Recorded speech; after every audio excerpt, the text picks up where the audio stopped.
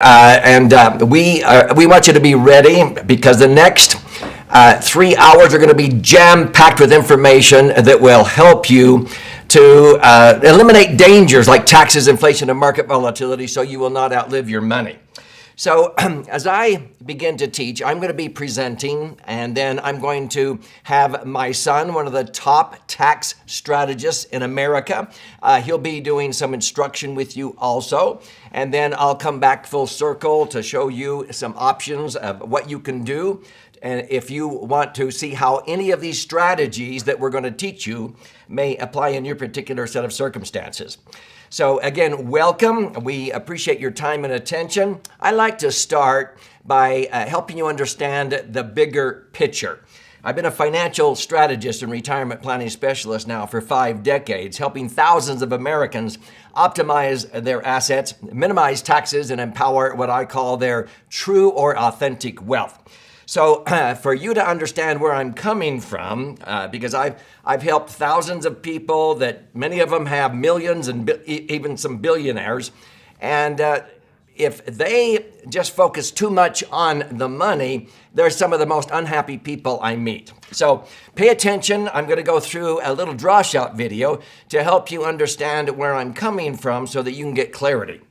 When you're about to go on a trip somewhere for the very first time, what's the most important piece of information you need to know? Now, most people blurt out where you're going or how to get there. Actually, nope. When using a GPS, it uses triangulation, and it does that by honing in on 3 out of about 30 satellites that orbit this Earth for that very purpose. Once it has clarity on where you are at, within 2 square feet on this globe, then you program in where you're wanting to go, and it will show you all kinds of ways to get to your desired destination. The freeway, the scenic way, the byway, and also where to refuel your car yourself en route. Now, when people ask me, Doug, what is it that you like to do? I enthusiastically respond, I sort of like to be the on star button on people's dashboard of life. You see, I like to help people get extremely clear on where they are at in every area or dimension of their life, and then get clarity on where they're wanting to go. Then the path to get to their desired destination can be easily mapped out, sort of how to live the life that they want to lead. Now, a very good friend of mine, strategic coach Dan Sullivan, told me one day, all progress begins by telling the truth. And I would add to yourself. Sometimes the hardest person to tell the truth to is yourself. As a financial strategist and retirement planning specialist now for 5 decades, I can usually look at somebody's tax return or 6 numbers on a financial statement, and within 2 minutes, I can tell where they are at financially, okay? How much of a fortune they're missing out on, and what they know and what they obviously don't know, how long their money's going to last. The fact of the matter is, you don't know what you don't know because you can't be aware of something you're not aware of. Now, you can also tell where somebody's at by where they're at physically, okay? We make choices in our life regarding exercise or lack of exercise, nutrition or lack of nutrition, that puts us at a cellular level not at ease, what we call dis-ease, that all too often results in what my good friend Tony Escobar calls death by lethal ingestion. He says maybe because of weapons of mass consumption. But there's a lot of people not at ease financially as they approach retirement. But you can tell where somebody's at by where they're at emotionally, intellectually, spiritually, but all progress begins by telling the truth. And once you have clarity on where you are at in every area or dimension of your life, then you get clarity on where you're wanting to go, and then the path to get to that desired destination can be easily mapped out. Okay, does that make sense? So what I've done for all of you here is it's sometimes a little bit difficult to quantify where we're at any given time. And so I have a scorecard that you can download, the PDF here, and I'm going to explain it to you. And then you can look over this scorecard as we teach you here today. So pay attention. I'm going to explain what this is.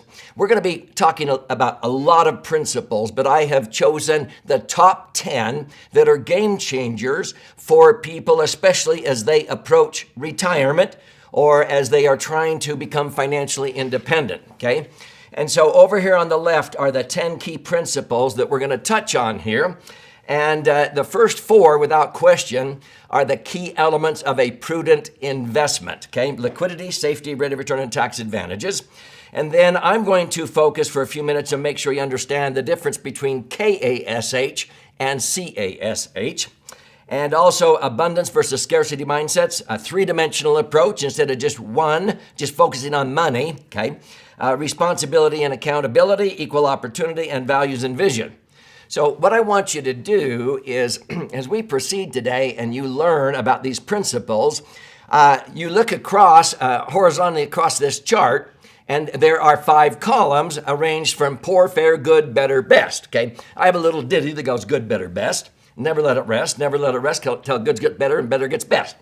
Now, let's say that right now today, you have most of your money that you've accumulated for retirement in traditional IRAs or 401ks. See, that would be right there, that box, as far as tax advantages, okay? It's actually just fair, a little bit better than poor, and you'll understand why. And yet, that's where most Americans have their money. I can prove to you that Roths will give you probably 50% more in net spendable income if you think that taxes in the future will likely be higher, which most Americans do because of irresponsible government spending and the printing of money. The point is, wherever you are at right now, you read the statement under the poor, fair, good, better, best column, and you can circle the statement that most accurately describes where you are currently at with relation to the principle on the left. And so if you have most of your money in IRAs or 401ks, that would be a 3 or a 4. Over there on the right, you would write a 3, okay, or a 4. The perfect score is a 10. Now, I don't really want you to be concerned about your score today, except that you understand on a scale of 1 to 100 where you're currently at. It's not where you begin with that necessarily counts, it's where you end up. And so I don't want you to beat yourself up if you add up the 10 numbers over there on the right and you put a score down there on the bottom right-hand corner. When you have that score, if it's in the 30s or 40s or 50s or 60s, okay, great. Now you know where you're at.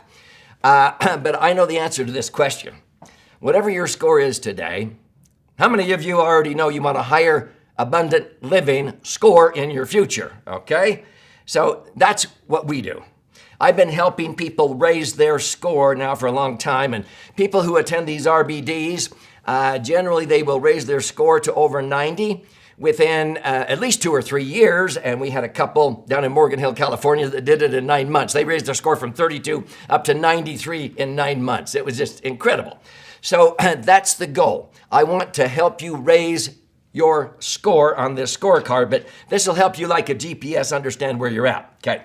Now, one of the books that we want to get in your hands today, unless you've already obtained a copy, is my most recent best-selling book, The Laser Fund. It's been flying off of our warehouse shelves, and it's actually 2 books in one. The white covered side is about 200 pages, 14 chapters, with all the charts and graphs and explanations if you're more of a left brain learner. If you're more of a right brain learner, you learn more by stories and examples. You flip it over to this book. This is about 100 pages and 12 chapters with 62 actual client stories. And so that's the right brain side. This is the left brain side. If you want to use your whole brain, then you can read all 300 pages, okay? And so you can get a free copy from your assigned Laser Fund specialist here at the end of this educational event. But the scorecard that I just showed you is actually found, the entire scorecard is found in the right brain side of the book on page 13, okay? If you can't download it for some reason. Now, the purpose today, we're going to be focusing on money. And I've discovered, being a retirement planning specialist now for 5 decades, that most Americans outlive their money in their golden years due to 3 big dangers, okay? And this is truer today than it's ever been because of irresponsible government spending and the printing of money. And by the way, this is not a political agenda or a health agenda or religious agenda, but whenever I ask my audiences, would you prefer that I be honest or gentle? They always say honest. Okay, I'm not in any agenda here, but I'm going to be honest with you. And so Taxes will likely be going up because the government's been spending about twice as much as they bring in, okay? They've been printing money, and that is a hidden tax. The cost of living, the real cost of living, will probably double in less than 5 years. If you could get by on $8,000 a month right now, you're going to need $16,000 a month in 5 years to buy the same gallons of gas and loaves of bread and a dozen eggs as you could buy today, okay? And the third is something that is caused by the other two, and that's market volatility. These are going to continue. Our goal today is to help you become immune, okay? Eliminate those dangers and be immune from those so that they do not affect you in your golden years. And you'll be way ahead of most Americans, okay? So what we're going to proceed to do today is teach you 3 opportunities that you absolutely ought to check into for yourself. Number 1 is to convert as much as I'm going to show you here, 40 to 60% of your retirement income, not even show up on the front page of your 1040 tax return. It's tax-free. It's not a tax loophole. The IRS will know you're receiving it, but it's tax-free. So you're immune from taxes going up.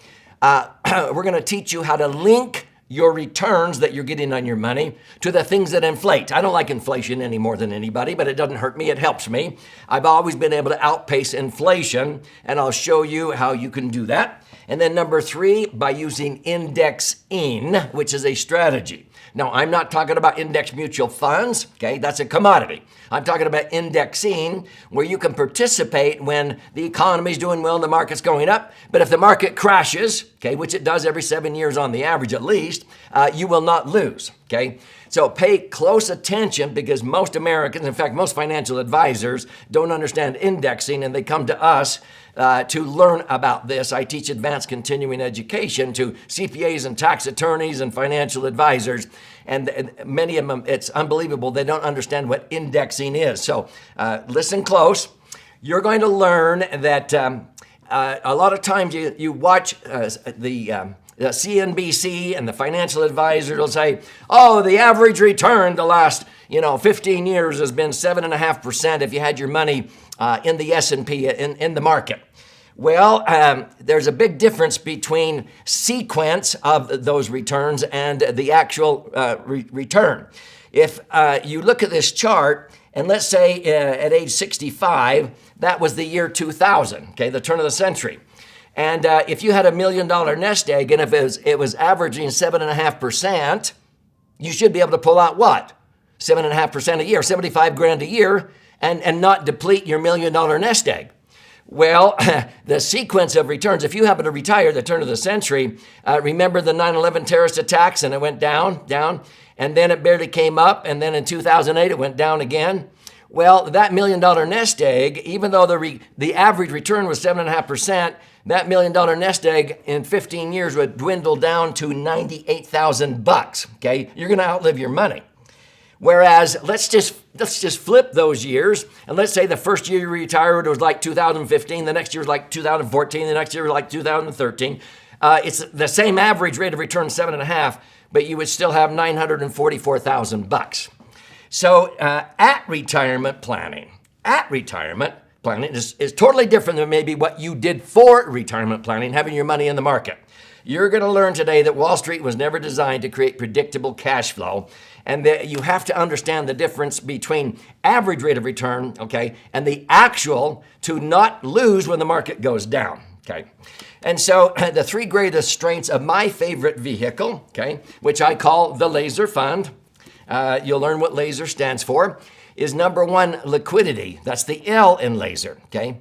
The ability to access your money when you need it. Number 2 is safety, not only of the institution, but safety of principle. Anytime I set aside money, I don't want to lose what I set aside. But in a year I make money, I want that to become newly protected principle. I don't want to lose in future years money I made in previous years. You wouldn't believe how many financial advisors don't know how to do that one.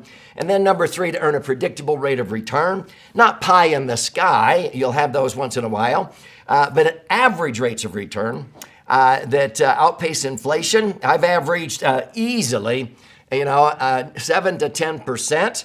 And my son Emerald will show you that if you have the right advisor that unleashes the power behind max funded IUL, a laser fund, because a laser fund is a property structured max funded IUL, then you can achieve double-digit returns.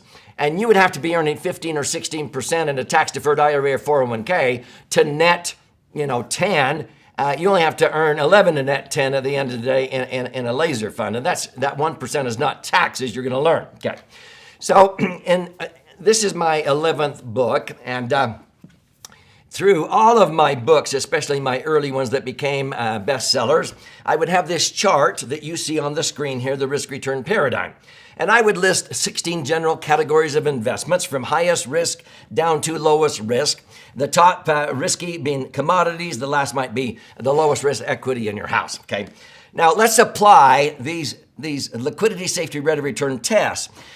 Because these are the key elements of a prudent investment, and most people they go after rate of return and they give up the liquidity, and it kills them because when they need money, they have to pay tax, they have to pay a 10% penalty, or they have to wait and the market's down or whatever. Okay, it's not a good time to sell your real estate or sell your mutual fund shares or whatever. This many more when we apply the safety test, okay? You don't have safety principle. You can lose what you set aside. This many more don't pass the safety test. Well, you apply the rate of return test, and we're only down to three survivors so far. Number 10 might be a very small handful of mutual funds. 15 maybe a small handful of annuities. And number 12, what's that? That's max funded insurance contracts, okay? And I'll explain a little bit about that, and my son Emery will go into depth. But let me ask you a question. If you were a farmer and you had the choice of buying your seed in the springtime, and you didn't have to pay tax on what you paid for the seed. You plant it, you irrigate it, you cultivate it, you work hard, and then in the fall, you harvest your crops, and now you agree to pay tax on what you sell your harvest for, okay? If you can't tell, that's a traditional IRA or 401k. You get a tax break on the seed money, but you agree to pay tax on the harvest.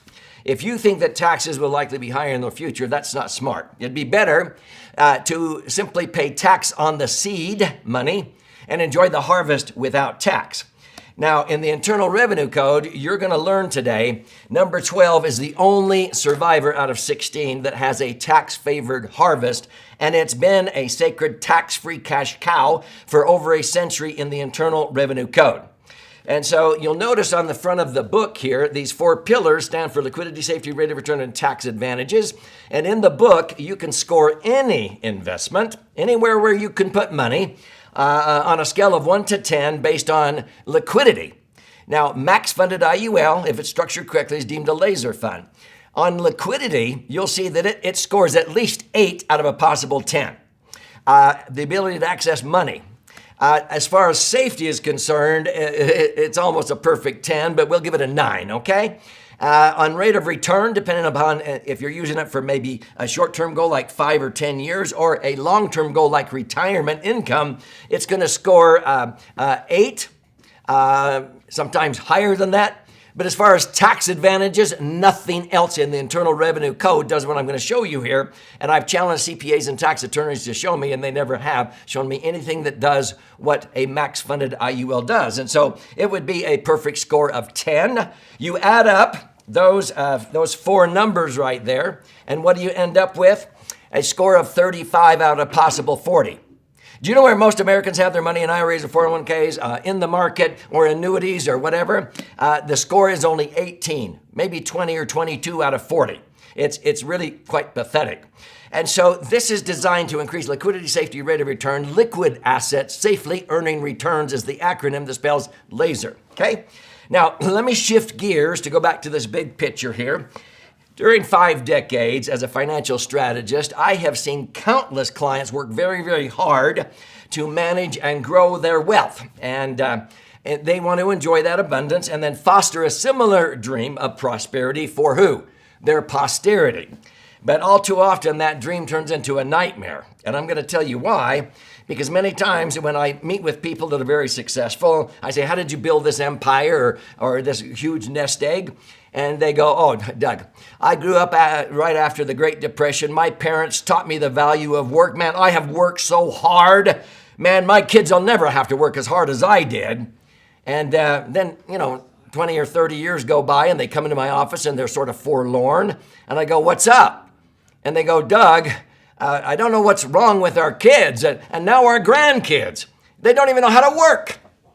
And I would say, well, maybe you stole that from them. Maybe in your attempt to help them, you were hindering them. You always said what made a man out of you is how you had to overcome challenges.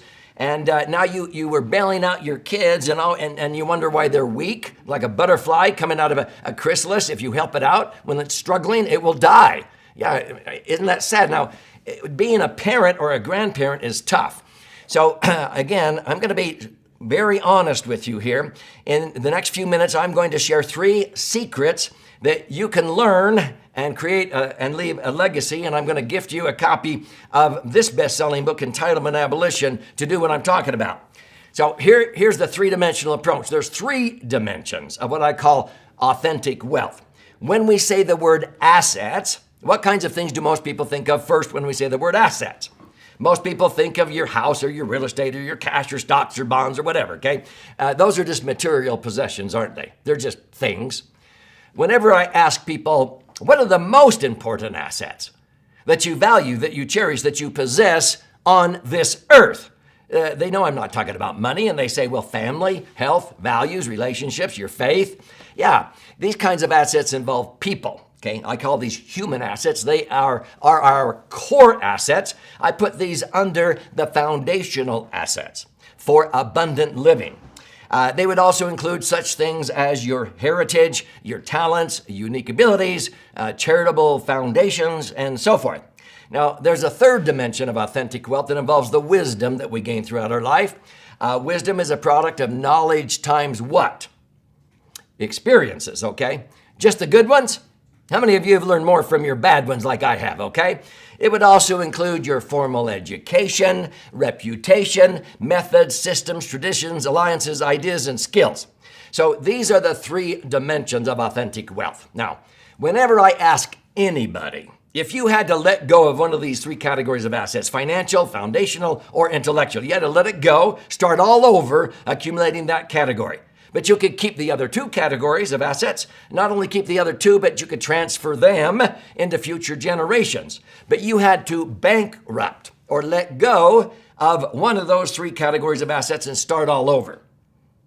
Which one would you let go of? Now, abundant-minded people immediately say, the money. Yes. Why would you let go of the money?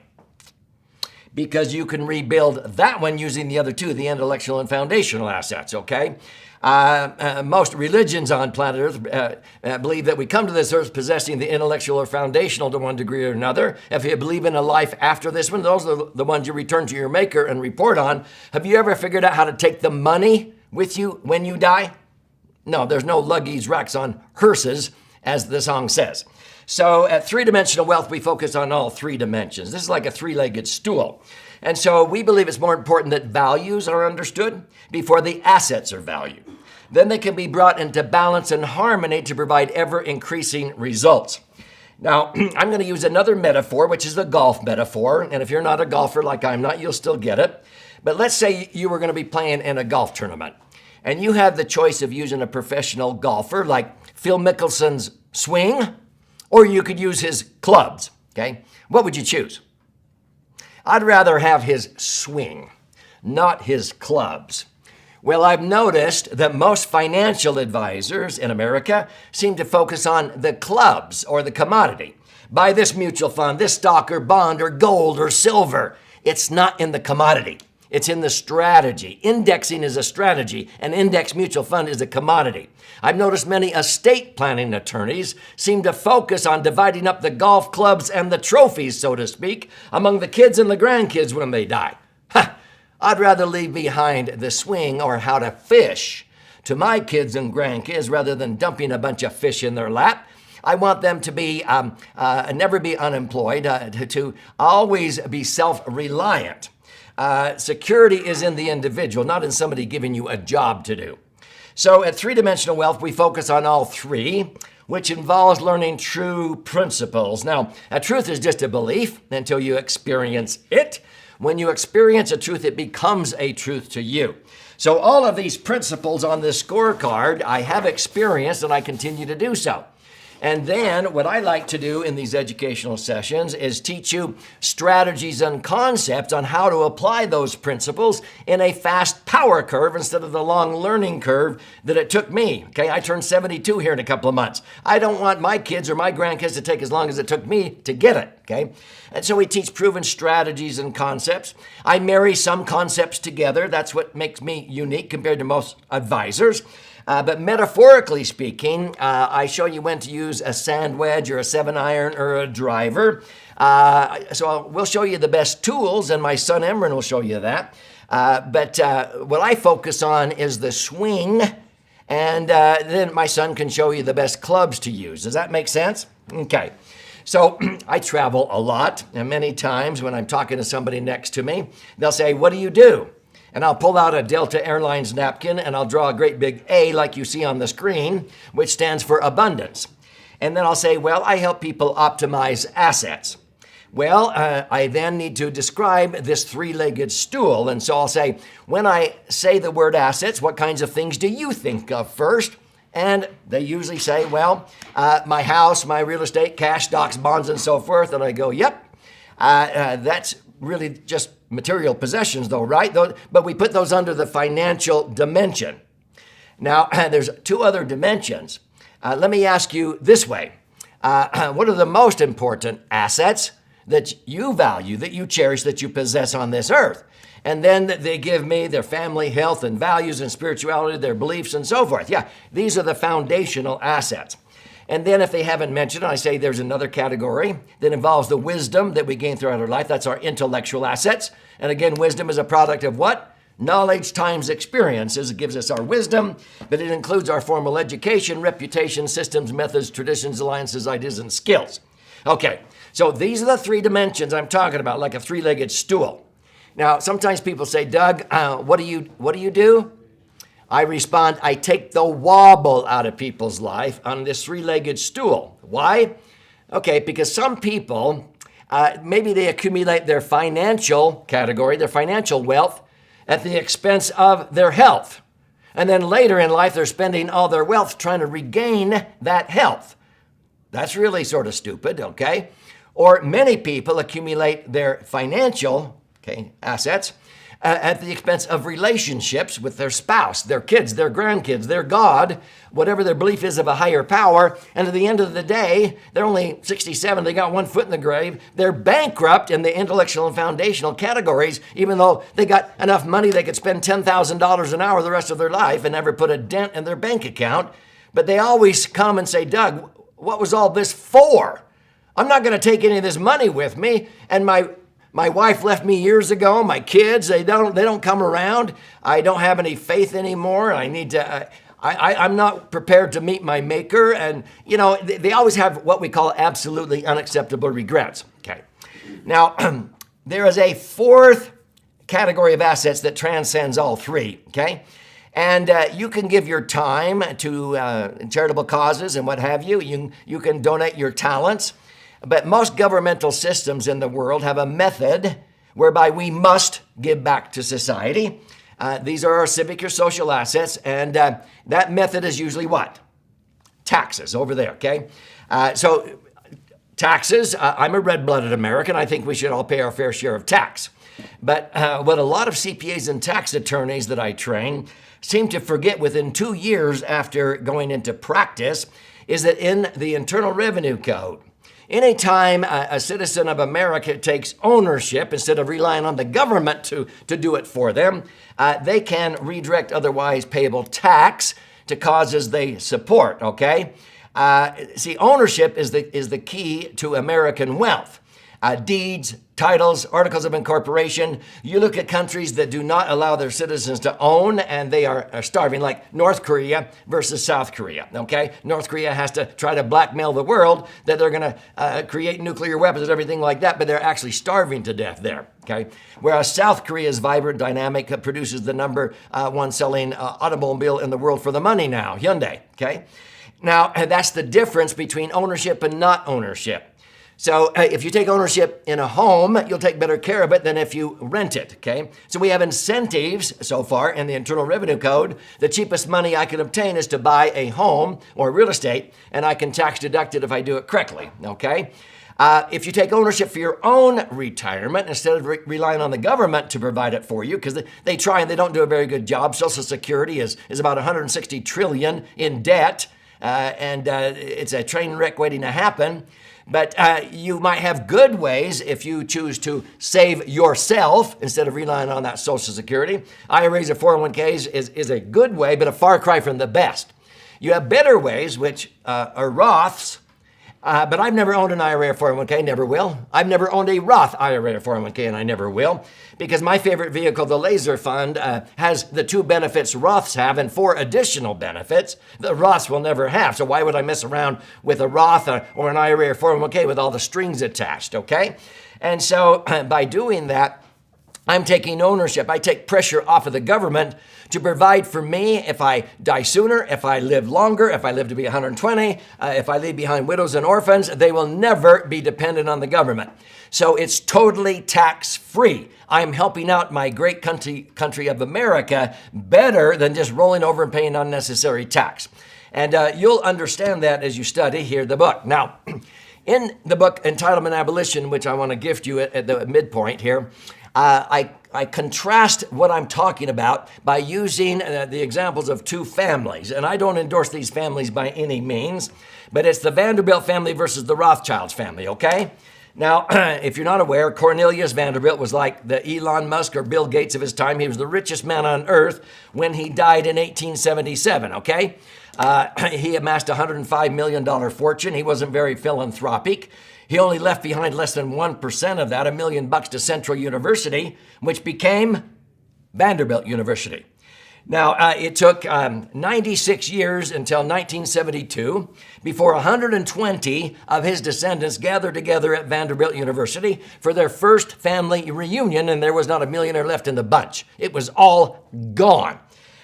Shirt sleeves to shirt sleeves in 3 generations. The 4th generation is like, what? We're now one of them? We have to go work? It was unbelievable. Now, it's not just unique here in America. In Asia, it's called rice paddy to rice paddy in 3 generations. If all you do is just dump wealth in your kid's lap and they become entitled, okay? Then it's in Europe, clogs to clogs in 3 generations. And so these clients, they said, Doug, I accumulate all this money, and then my kids are just hanging around like vultures. When do I get my share? And they have this entitlement mentality. So I started giving them advice and secrets to how to teach responsibility and accountability and abolish entitlement mindset. And that's why I titled this book Entitlement Abolition. There's 12 chapters in here.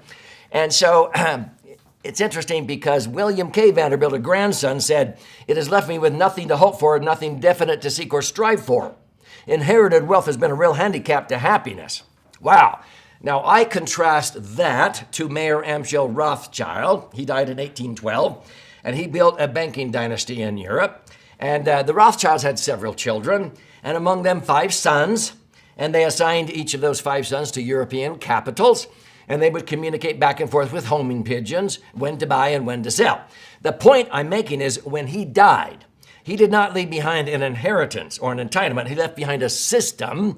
I call it a family bank. Now, listen close. This is not a chartered bank like down the street. This is a conceptual bank where they make deposits and withdrawals of more than money. And I'll explain that here in just a second. But in this family banking concept, there were 3 basic rules. They loaned their heirs money, and the loans had to be repaid with a nominal interest rate, okay? Or they went into joint ventures. It wasn't just a handout. When you died, you got loaded with a bunch of inheritance. If you needed help with a college education, you could apply. If you got approved, then you could borrow from the family bank. You got your education. When you graduated, you paid the loan back with interest, so your kids and grandkids would have the same wherewithal, okay?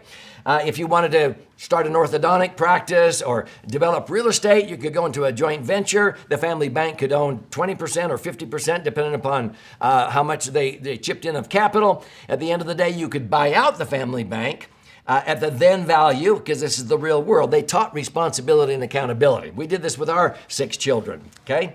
The second rule is the knowledge and experiences those heirs gained had to be shared with other family members horizontally and vertically, okay? Because a lot of people, it's just a parents to kids to grandkids secret. No, aunts, uncles, nieces, nephews, sharing is having more. If you didn't share, then you were out of the loop. Yeah, you couldn't participate in the family bank. The third rule, the family gathered at least once a year to reaffirm its virtues and intentions, or they were out of the loop, okay? You had to constantly gather together and figure out what charities, what do you believe in, because if you set it up right, using like a laser fund, you'll never run out of money, and the Rothschilds did not. The Rothschilds' wealth went through the roof. The Vanderbilt fortune dissipated and disappeared because it just was dumped in the kids' laps, okay? So there's some false belief patterns here. I'm going to go quickly through these, and then you'll learn more in the book. The first one is that equal distribution is the fairest way to treat those you care about. Now, when I speak throughout America, I will ask my audiences, how many of you have a trust? Okay, so think about it. If you have a trust, I can almost guarantee you your kids will never read that document, except one page that says how much they get, okay? Now, it's sad because it's usually set up with an attorney, an estate planning attorney, and once that attorney finds out your net worth, what's the first question they ask? How many kids have you got? Because what are they going to start doing? Dividing it up, okay? What's the number one rule if you want to destroy? Divide and conquer. No, united we stand. But they divide it up, and so usually when the patriarch and the matriarch pass away, the trust goes chunk, chunk, chunk, chunk, and divides it up and dumps it in the kid's lap, and it ruins half of the children in this country, and they sit around, when do I get my share? It destroys the love of the family oft times, okay? And so we are going to eliminate this equal distribution. It's not the fairest way to treat those you care about. So regardless of its complexity, traditional estate planning in this country has become a process of 4 Ds, we call it. They divide it up, okay? And then it gets deferred, thinking you're saving tax. We'll dispel that myth today. And then it gets distributed or dumped on ill-prepared heirs oft times, and then it dissipates. This wealth is transferred without a system that fosters responsibility and accountability, okay?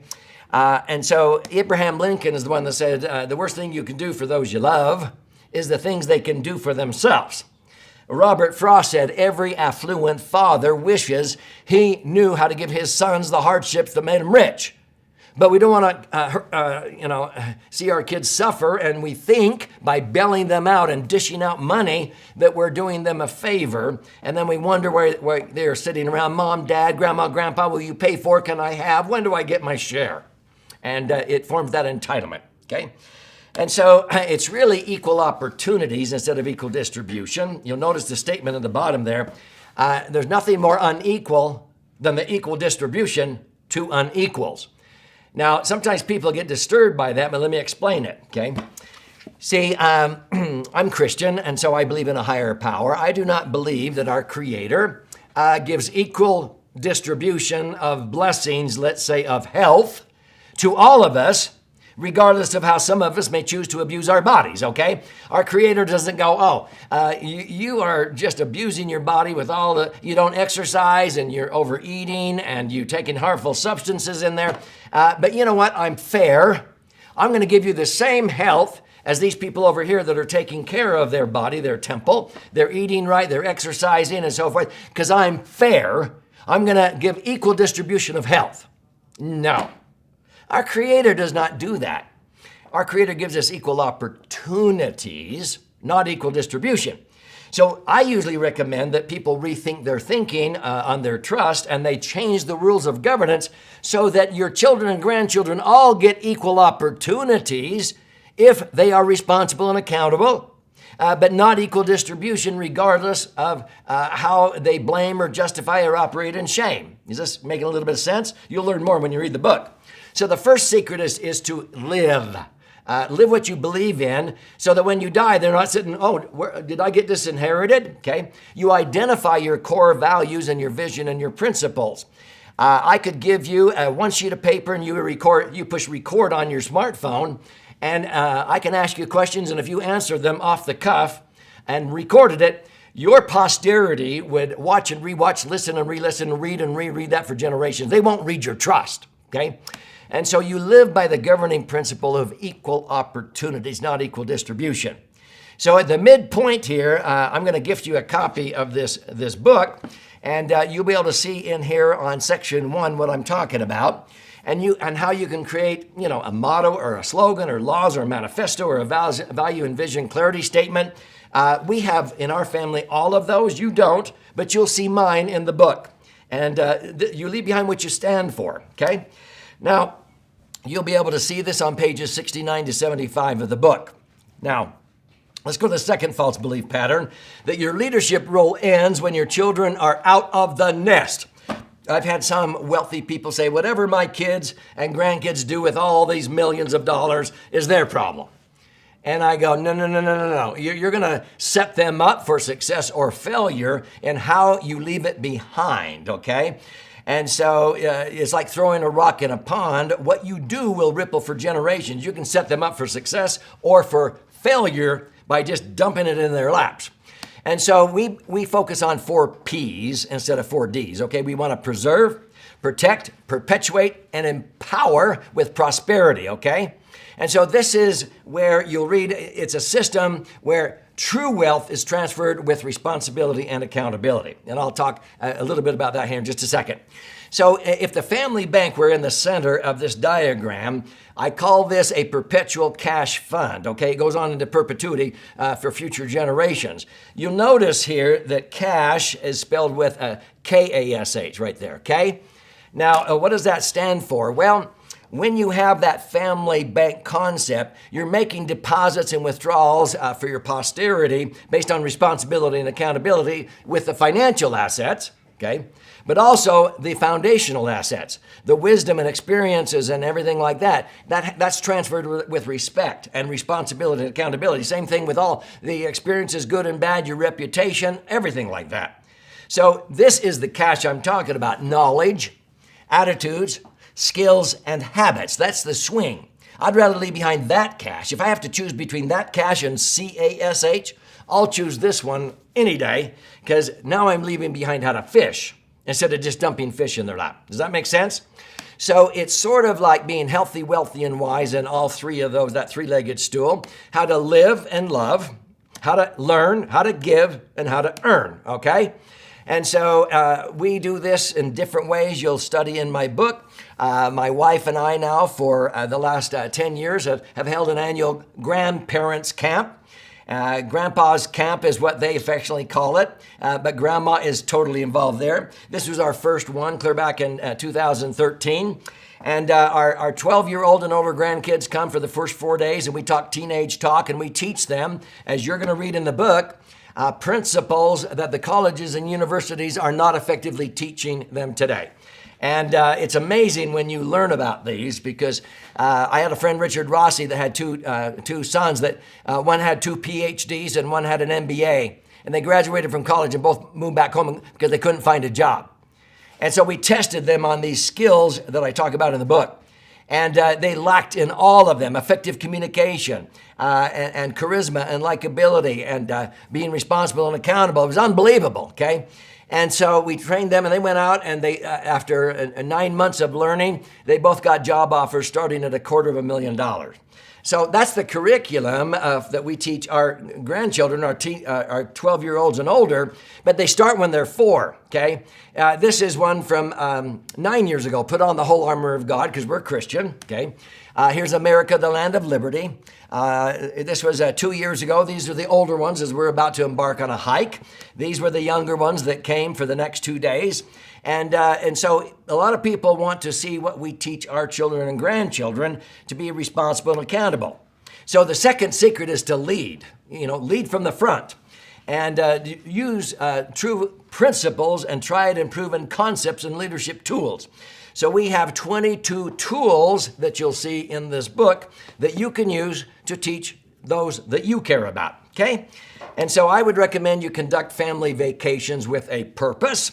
Once you do that one time, they're going to be begging for it. Yeah, we go and we scuba dive, bike, hike, golf, and fish and everything else. But if you ask any of our children and grandchildren what they remember most about Maui in 2011 or 13, or what they remember about this place or that place we went to, it's the time we gather together for 40 minutes in the morning and 40 minutes in the evening, and we talk about life and how to handle life. And so these are included in the book, and you'll be able to read about how to have family vacations with a purpose in chapters 7 and 8, a very popular concept. Here's one of the game-changing principles, for example, one of the 22 tools. Because Dr. Edwards Deming, who's the total quality management engineer that transformed Japan to the quality they put out today, compared to when I was a kid, anything made in Japan was junk or cheap. And he mentored Marshall Thurber, who was one of my mentors. And he said, unfortunately, too many people in the world today deal below the line. And I'm talking about that line right there, okay? And he said, in one of 3 zones, blaming, always blaming, why they can or cannot or did not do something, okay? Or sometimes they justify, that's one rung up on the ladder, why they can or cannot or did not do something. Sometimes they just operate in shame. Well, I'm not smart enough. My father never taught me that. I don't have enough money. It doesn't matter if you deal in any one of those 3 zones. It's all an absolute waste of time, energy, money, resources, okay? It's only when you deal above the line that you progress. So this is something we teach and we use every time we gather together as a family on a family vacation and grandpa's camp. What's above the line? To respond to any situation in life. Don't take the victim role. Don't sit there and act like a clam on the bottom of the ocean waiting for plankton to float to you, okay? America doesn't have a clam on the flagpole, they have an eagle, okay? You respond with all your ability, and then we teach our kids a higher power will make up the difference. But if you don't respond with all your ability, then God only helps those that helps themselves. And then that's to yourself, and accountability is to other people. Nobody's an island, okay? We must be accountable to other human beings. And so Deming actually had Marshall Thurber go out and gamify this, and we play this game. And Marshall went out to a Fortune 500 company, explained this, had these posters all over the company, and for 90 days, they played this game. And anytime anybody came and they dealt below the line, anybody else in the company could say, was that $2? Even subordinates could ask the management, was that $2? And if they agreed, then they would contribute $2 to jars that were strategically placed throughout the company. They were going to donate what they collected in 90 days to a charity. Do you know they collected over $250,000 in 90 days? Guess what happened to the productivity of that company?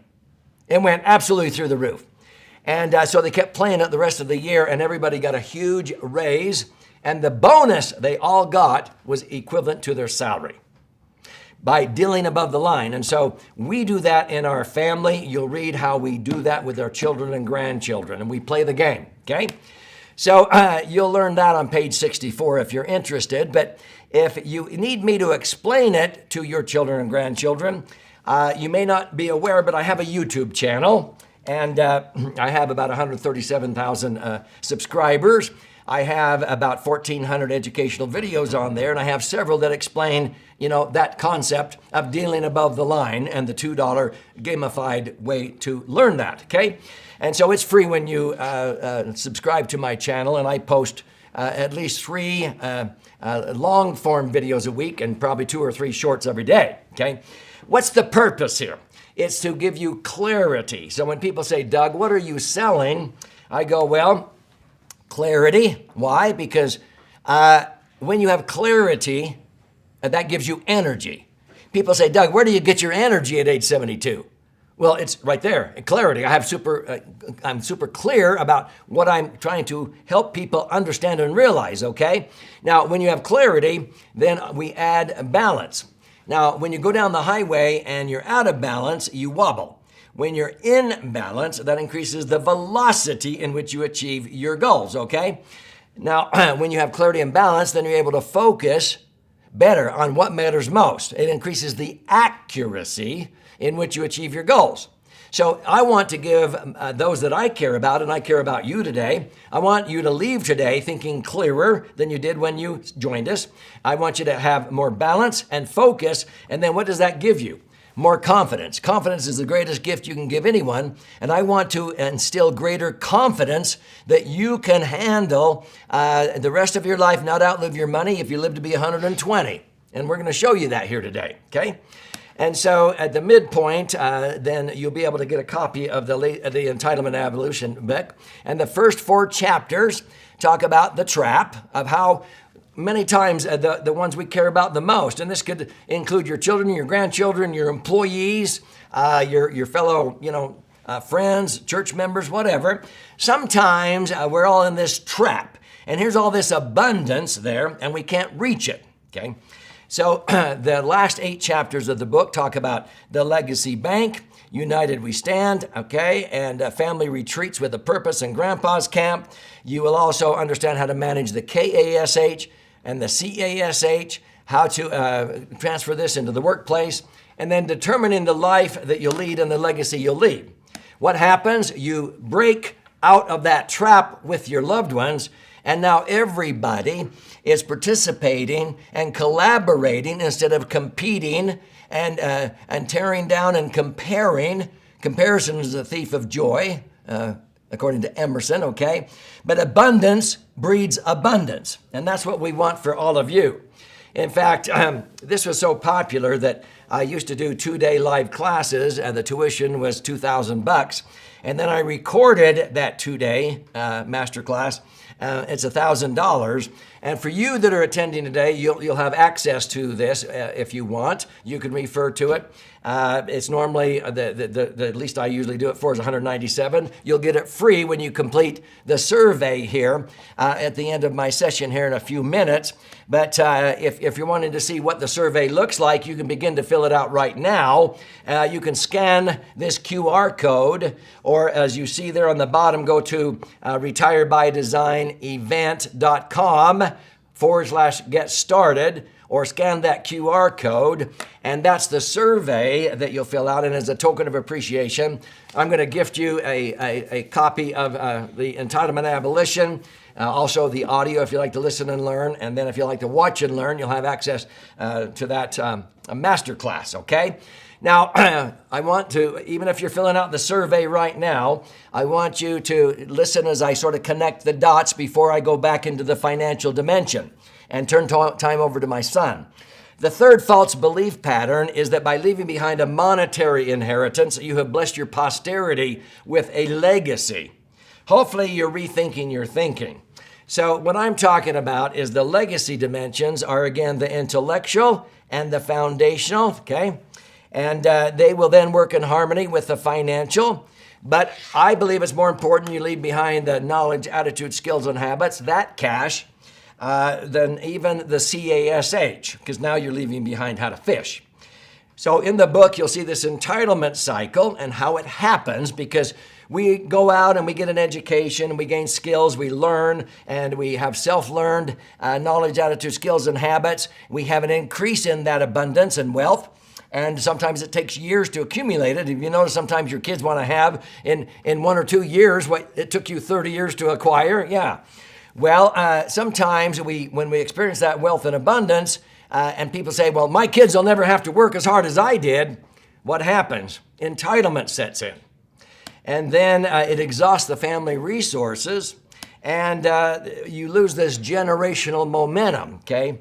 And every new generation is having to start over again. How sad is that? What I'm talking about is a legacy cycle, okay? So you see here, the legacy cycle starts out the same, but once you experience this wealth and abundance down here, then you have a system that fosters responsibility and accountability. You set up a family bank with the financial and the other KASH, and you give access to that, even the knowledge, attitude, skills, and habits, with a system that fosters responsibility and accountability, okay? They have to abide by your rules, and so you give them access to that, and watch what happens. there's this increase in momentum. It's like the Rothschilds versus the Vanderbilts, and future generations have an early advantage, and they don't have to make the same mistakes, but they're not sitting around, when do I get my share? And then they blow it, okay? So the third secret is to leave what? Create systems to intentionally behind knowledge, attitude, skills, and habits. And that's why I dedicated chapter 9 of the Entitlement and Abolition book to show you how to do that, okay? So what I want to do for you today is show you how to raise this score. Let us help you raise this score on the scorecard. Now, I've been talking about these down here, the last 6. We're going to make sure you understand how to focus on the first 4, which have directly to do with the financial dimension: liquidity, safety, ready return, and tax benefits, okay? Now, systems, it's so critical. 94% of all failures are a result of the system or lack of a system. So system is an acronym that I've used for years that stands for Save Yourself Time, Energy, and Money. So that you don't have to take a long learning curve when I've already made all the mistakes. You can apply these things in a fast power curve. And that's what my children have done, and now my grandkids. But they're learning by being responsible and accountable. Now, Dr. Edwards Deming, who came up with that deal above the line and the $2 rule, also taught us this, that 85% of any successful result you want in life is determined in the first 15% of the process. Now, it took me 3 years to get this. I don't want it to take you that long. And so for years, I used a very predictable 8-step process that I took my clients through. And I would really like you to go through this process because it's called the True Wealth Transformation. And this will absolutely transform you, your family, your loved ones, financially, and in the foundational and intellectual dimensions. But the first step of the process, the first 15%, is the enlightenment experience. It's getting it. Okay, what takes the time in learning is not getting it. So I want you to get it, and this is why we use this kind of education, and this is why you can read and learn, you can watch and learn, you can listen and learn, but then you can meet with professionals to see how this may apply in your particular set of circumstances, okay? And so then if you go through this with a licensed advisor, someone that I have trained and I oversee, they'll go through what is called the True Wealth Discovery, the second step, to find out where you're at and where you're wanting to go, especially financially. Then they'll go through hours of doing a strategic design, and then they will show you a success formula that's extremely flexible. And then they'll go through and tweak and refine it, and then you'll arrive at a final action blueprint that still has tons of flexibility because life's unpredictable.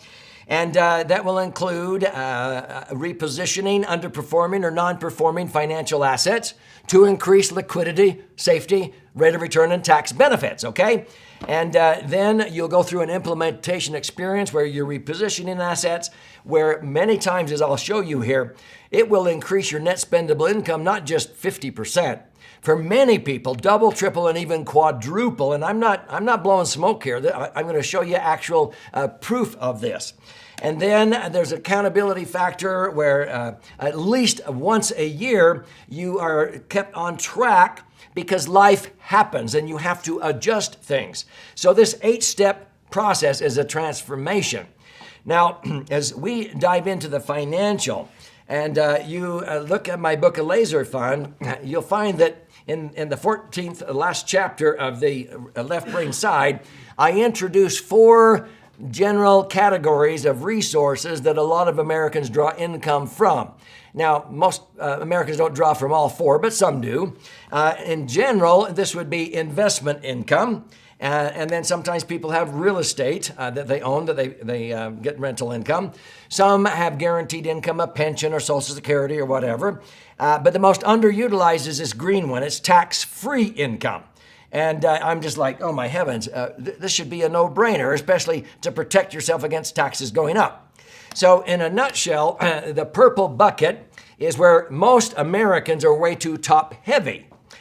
They have 80 to 90% of their retirement trapped in yet to be taxed IRAs or 401ks invested in the market. And I usually go, what are you thinking? Okay, I often ask people to come and bring their after-tax IRA or 401k statements. I know they don't have those, but they're shocked when that $1 million nest egg is only really about $650,000 their money, okay? And it's in the market, and the market is very volatile. And the people who retired at the turn of the century, they saw that $1 million nest egg dwindle down to $600,000 twice in 10 years. Now, our clients who had money in laser funds, they doubled and tripled their money during that time period, as I'm going to show you here. We have some people that own real estate, which is fine, but sometimes that real estate also goes down in value. There's vacancies. And to be honest with you, a lot of landlords, they get sick and tired of taking out the trash and fixing toilets and evicting tenants. They hire managers, and I could tell you horror stories of how money has been embezzled when they hired management companies, what have you. But some of these people feel trapped because they've been doing 1031 exchanges, okay? And they don't want to sell and pay a capital gain tax. Do you want to know my opinion? I would sell, pay the capital gain tax at today's lower rates, because Biden wants to double them, okay? And do away with the step-up in basis, which if he did that, then 1031s are of no advantage.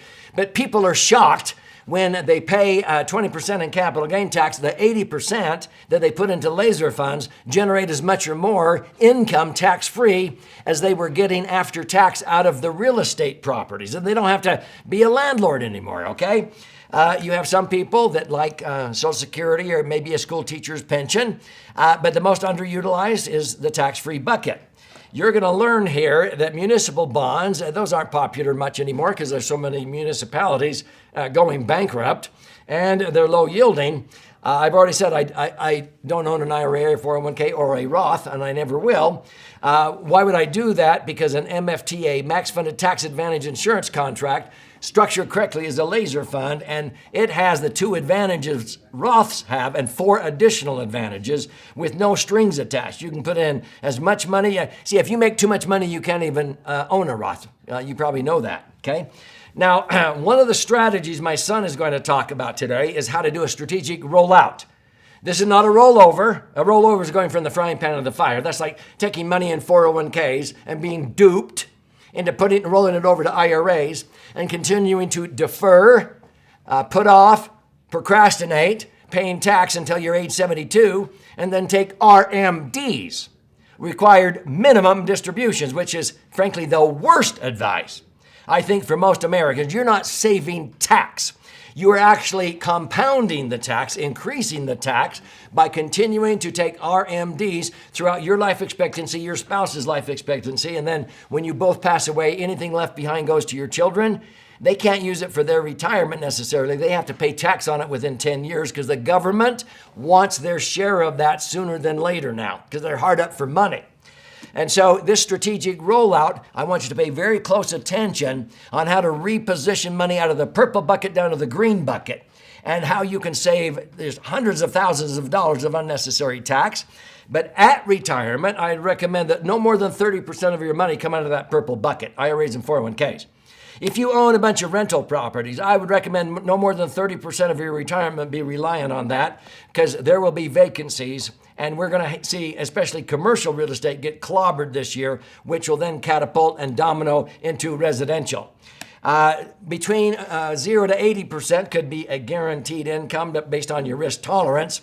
But I would recommend 40 to 60% of your retirement income not even show up on the front page of your 1040 tax return. It's not a loophole. The IRS will know you're receiving it, and they know everything. But it's tax-free. And frankly, there's some of our clients that they actually say, I want 100% of my income to be tax-free. And the IRS gets a windfall while they're doing this transfer, this rollout. But after that, we have clients that have hundreds of thousands of dollars a year, and it's all tax-free. So folks, you'll read in the book, The Laser Fund, which you can get gifted to you from your laser fund, your specialist.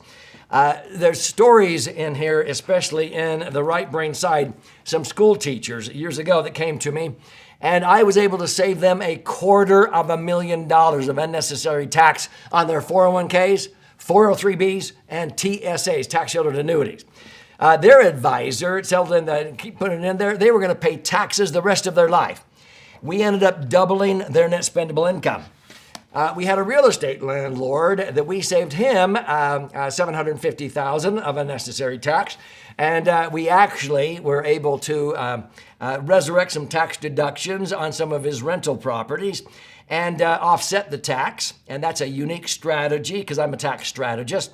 And he was so grateful, but we four times his retirement income. His advisor with the 4% rule wanted him to pull out $24,000 a year out of a $600,000 nest egg. After tax, he was going to net $16,000. After a 5-year strategic rollout, he had $750,000, generating a 10% payout of $75,000 a year, tax-free. Okay, we had husband and wife, both physicians, that saved $4.6 million in their IRAs or 401ks, busy, blinders on, doing their medical practices. And when they came to us, they realized that they were in a tax trap. And I estimated that even if tax rates didn't increase, they would likely, if they followed their advisor's advice, to postpone till 72 and then take RMDs, they would pay at least $2.6 million of tax the rest of their life. I said, I can't save that now. You're so into these. You've saved $4.6 million. You're going to pay $2.6 million. You know what their advisor told them? You can afford to pay $2.6 million in tax. You have $4.6 million. I said, why don't you ask what they would like to do? I'm pretty confident I could save you about $1.2 million, but not the full 2.6. Would you like to save $1.2 million? They went, absolutely. We did. We took that $1.2 million of unnecessary tax that would have gone down the drain, and we put that into a laser fund that's generating $100,000 a year of tax-free cash flow for their kids and grandkids in their family bank into perpetuity with otherwise payable tax. We had a couple in California. They had $6 million. They bit the bullet in 5 years. That was an IRAs of 401ks. They paid $2 million in tax. The IRS was thrilled. They got it sooner than later. But then after that, okay, the $4 million they netted, they put into 4 laser funds, 2 on the husband, 2 on the wife. That doubled in about 7.5 years to $8 million. They now have $8 million, generating $600,000 to $800,000 a year of tax-free income. They only need $300,000 a year to live on, but they don't even have to file a tax return on any of that. That's how cut and dried it is. You're going to learn from my son. There's only 3 types of income that people pay income tax on since 1986 tax reform. We had a couple come to us with $2.6 million in IRAs or 401ks, and they said, based on a 6% payout, we'll probably get about $160,000 a year of portfolio income. We have another $40,000 coming from my wife's school teacher pension. We're set. We're going to have $200,000 a year of taxable income.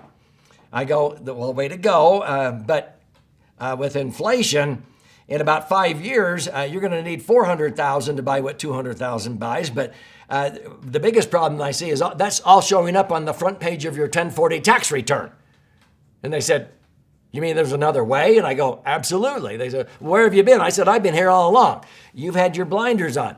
Now, let me try to correct this. In 5 years, we were able to change it where instead of paying $54,000 a year or more in tax the rest of their life and only netting $146,000 after tax to buy gas and groceries, prescriptions, and golf green fees, after 5 years, they still had $200,000 of income. Actually, we increased it to $240,000, but I'll just compare apples to apples right now. We took $120,000 of that $200,000 off of their 1040 tax return. They now only pay tax on $80,000, which is only $21,000 in tax. They now have $178,000. How much did we increase their income? $32,400 a year, and now it's even more than that. We have saved them now over $1 million in taxes to their life expectancy. Okay, we do this all the time. So when my son teaches you, he's going to show you there's room in the tax brackets. And in 2023, your income, your taxable income between $89,000 and $190,000 was $101,000 of room. Okay, and if you didn't use it, you lost it. There was another $173,000 of room in the 24% bracket. Okay, This year, there is 106,000 of room between 94,000 and 201,000. If you don't use that room, you're going to lose it. And between 201,000 and 385, 182,000 of room. Just use the room because your current tax bracket is likely the lowest bracket you will ever be in. And so the Tax Cuts and Jobs Act that Trump passed, if Congress does nothing, will be one of the biggest tax increases we've ever seen. It expires or sunsets in 2025, which means the 12% bracket moves up to 15, the 22 moves up to 25. People say, well, that's only 3% more. Well, no, if you now pay, 25,000 on 100 grand instead of 22, that's 13% more money, okay? 24 goes up to 28, so that's 16.66.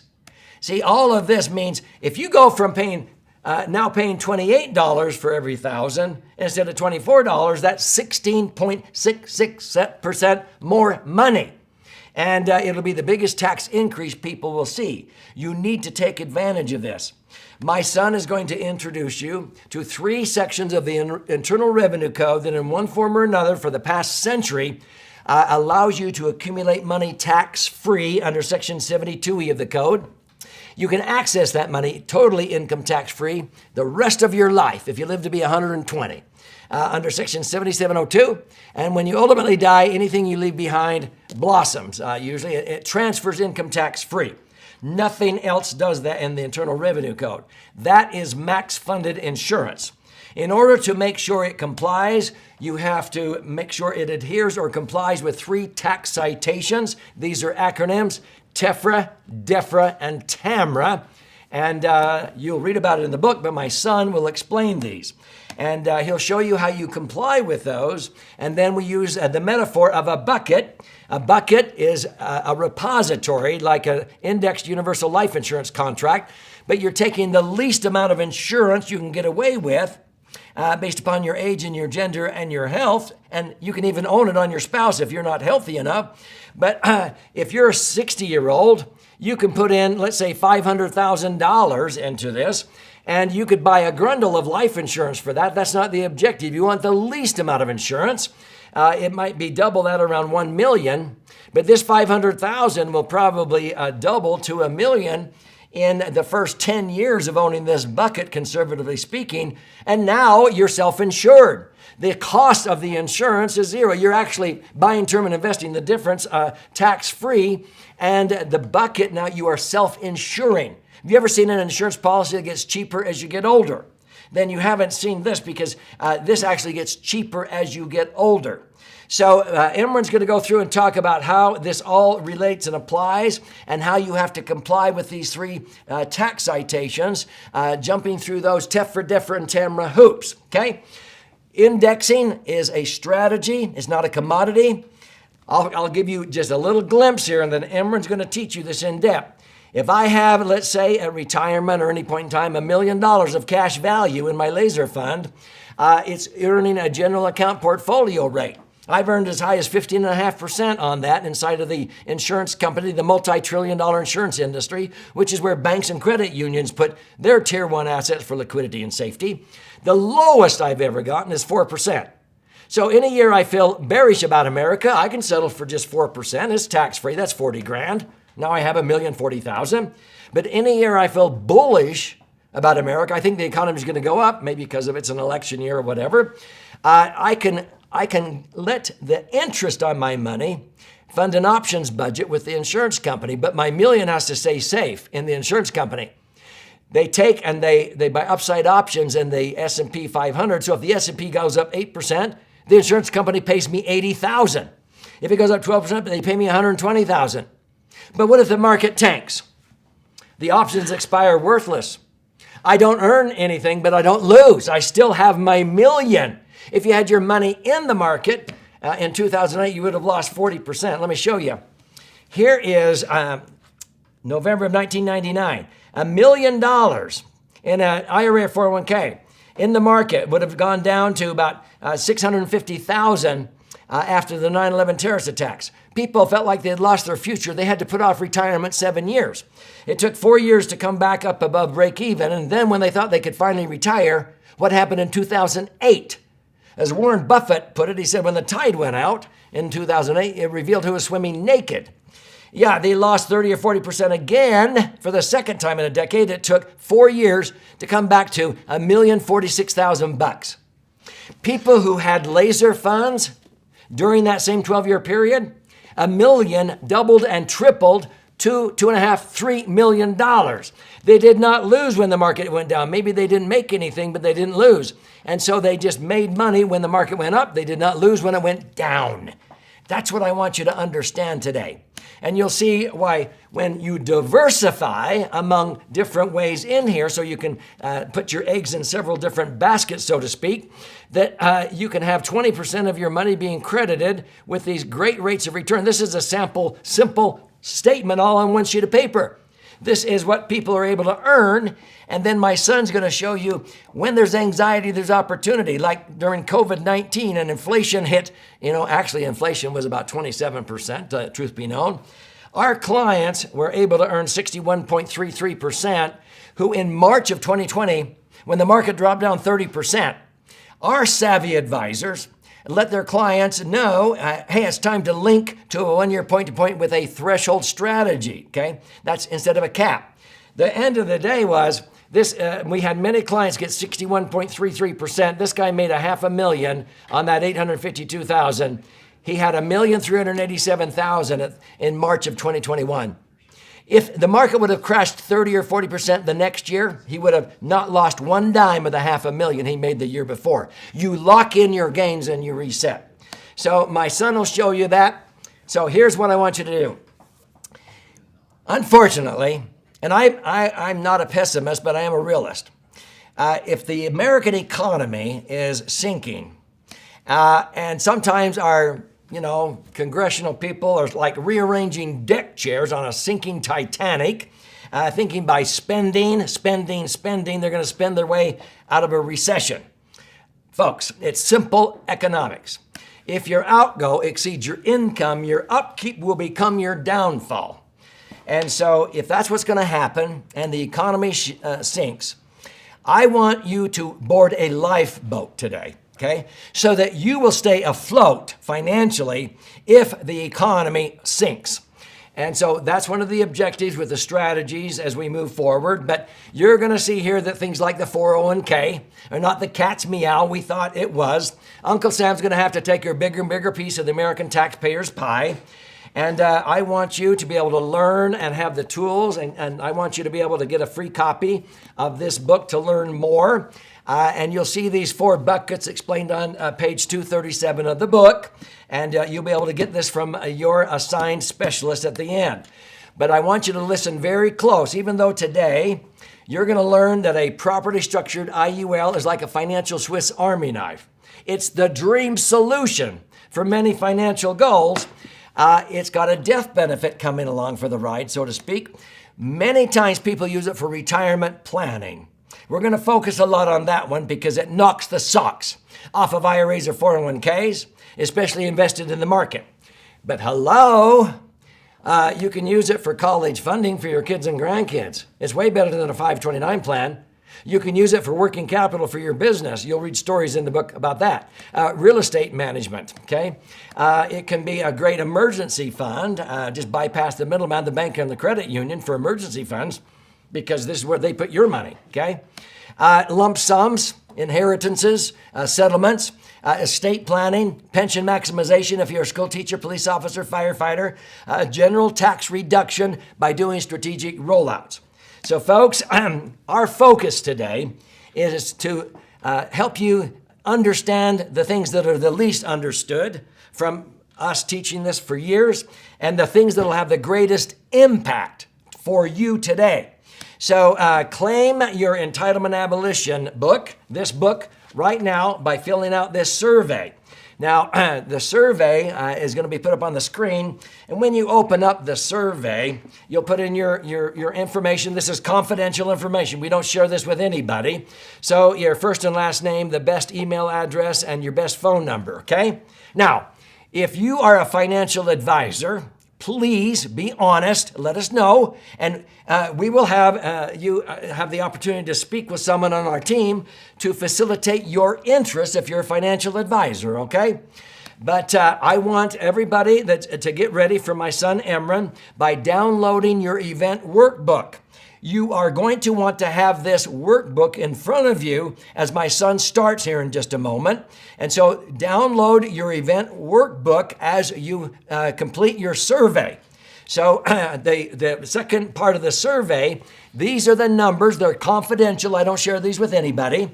I want you to give me your annual gross income. This is confidential. How much do you save on the average on a monthly basis or annual basis? But it says monthly, okay? And then the estimated value of all your IRAs or 401ks that you still have to pay tax on. These are the non-IRA 401k, the non-qualified. And then the value of your real estate and how much you owe, okay? Now, why do I need those 6 numbers? Because I will be looking at those 6 numbers here in the next 60, 70 minutes. And I can tell immediately what you know and what you don't know and what you ought to learn. And I look at those numbers and I go, oh my heavens. They've got to check out this opportunity, a strategic rollout. They're going to pay about $230,000 of unnecessary tax. That's just the way my brain thinks. And then I will be assigning you, and you'll meet them. I'll be assigning you to a specialist. I have the creme de la creme. I have trained over 5,000 advisors in America in the last 5 decades. These are the top 12 in America, and I am assigning one to you based upon what you share with me here so that they can help you with no cost or obligation, and they'll show you what you can do to reposition assets. They'll get compensated indirectly. They do not charge you a fee for your time. Is that fair enough? So you'll have a chance to meet them, and at the end, you'll be assigned to a separate breakout room. It's a Zoom virtual room to meet your IUL specialist. So I need you to complete your survey now. Scan this code or go to retirebydesignevent.com at the bottom. Get started and get ready. My son is going to explain what makes this different. He's going to reveal 3 secrets: reducing taxes on your IRAs or 401ks, creating tax-free retirement income, and create gains and eliminate losses. So complete your survey now, and I'll come back on and have you meet all of the ones that I've assigned to you. Complete the survey. Emron, you ready to roll? We think so. I'll transition on, get set up real quick. So I'm so excited to be with everybody here today and seeing what we can do.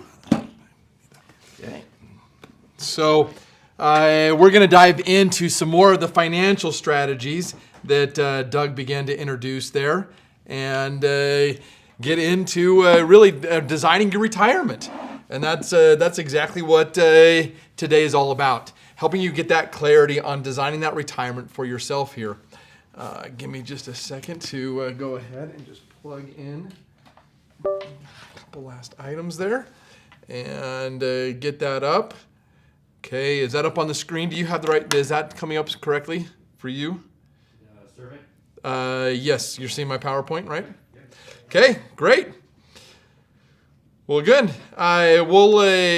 So what I want to do is I'm going to cover and I'm going to go deeper into some of the strategies that Doug talks about in the Laser Fund book. For example, how he talks about some tax reduction strategies, how he talks about tax-free retirement income strategies and gains without losses. So hopefully you're here today to be able to learn a little bit more how to do this. I mean, how many of you want to reduce taxes? How many of you want some tax-free retirement income? And how many of you would like to pursue gains without losses? Okay, and that is exactly what we're going to talk about here. And now, to do this, I want to make sure everybody understands one thing, and that is the miracle of compound interest. Right? Do we understand the miracle of compound interest? And if you really understand this miracle of compound interest, you know, it is really the miracle that will allow you to overcome the greatest fear. What is the greatest fear amongst baby boomers as they retire, or any retiree? No, the number one fear amongst retirees is the fear of running out of money, right? And then how do we overcome that fear? Well, we overcome that fear really by understanding, by protecting, preserving, and understanding the miracle of compound interest. To help you understand this miracle, I'm going to go ahead and just run a simple little exercise here. If you've got a sheet of paper, you can follow along with me. If not, you can just go ahead and watch here. I'm going to use Doug's little scorecard right here, and we're going to go ahead and just run this, run a fun little visual for you. So if you have a sheet of paper, follow along with me. Grab a scrap piece of paper here, and what I want you to do is take that scrap piece of paper. Once you've got it, I want you to fold the scrap piece of paper in half. Okay? Now, how many of you do understand the miracle? You understand what compound interest is, right? Do we understand what it really is? Well, let's continue to see here. If you got your scrap piece of paper, go ahead and fold it over a second time. Okay, fold that scrap piece of paper over a second time. Now you got 2 folds in it. I don't want any spring in it or anything like that. I want it pressed all the way down. Go ahead and give me maybe even give me 2 more folds if you can. In fact, how many times can you physically fold a sheet of paper? I think the general consensus of the general rule of thumb is usually about 6, 7, or 8 times, kind of depending on the thickness of your sheet of paper. But if you've got 4 or 5 folds on there, again, I just press that as tight as you possibly can, okay? I don't want any extra spring in that, and I want you to just take a look. Okay, take a look at that sheet of paper that you've been folding right here. And I know we can't fold it over more than maybe 6, 7 times. But I want you to use your imagination. And I want you to imagine that you have just folded over that sheet of paper that you've got right here a total of 50 times. And if you had folded over this piece of paper a total of 50 times, how thick would this sheet of paper now be? How thick would this sheet of paper now be? You know, and go ahead and unfold your sheet of paper if you're right there. Write your answer down there. Or if you're on the Zoom or on either YouTube or even Facebook, go ahead and throw your answer in the chat. How thick do you think this sheet of paper will now be after you have folded it over a total of 50 times? Now, for some of you that have already been on this, or some of you maybe have seen this, maybe you see the answer right here. But again, what is happening? What is happening? And most of the common answers I usually get are like 1 inch. It'll be about 1 inch thick, or maybe 3 inches, or maybe even 12 inches thick, but most of them are usually between 1 to 3 to maybe 6 inches thick is how thick that sheet of paper will be. Yet, folks, what happens every time you fold this sheet of paper in half? It's doubling in size. So it's not the same thickness as 50 sheets of paper. No, when I fold it over 1 time, it becomes the same as 2 sheets of paper. But when I fold it a second time, now it's the same thickness as 4 sheets of paper. 3 folds would be 8 sheets of paper, and then another fold would be 16 sheets of paper. So it's doubling every time you fold it. So if you were able to fold this sheet of paper over a total of 50 times, it would now be 93 million miles thick. 93 million miles thick. I mean, how many of you just kind of laugh when you kind of saw that, when you see those answers? When you see somebody saying 93 million miles thick, you're like, what are they talking about?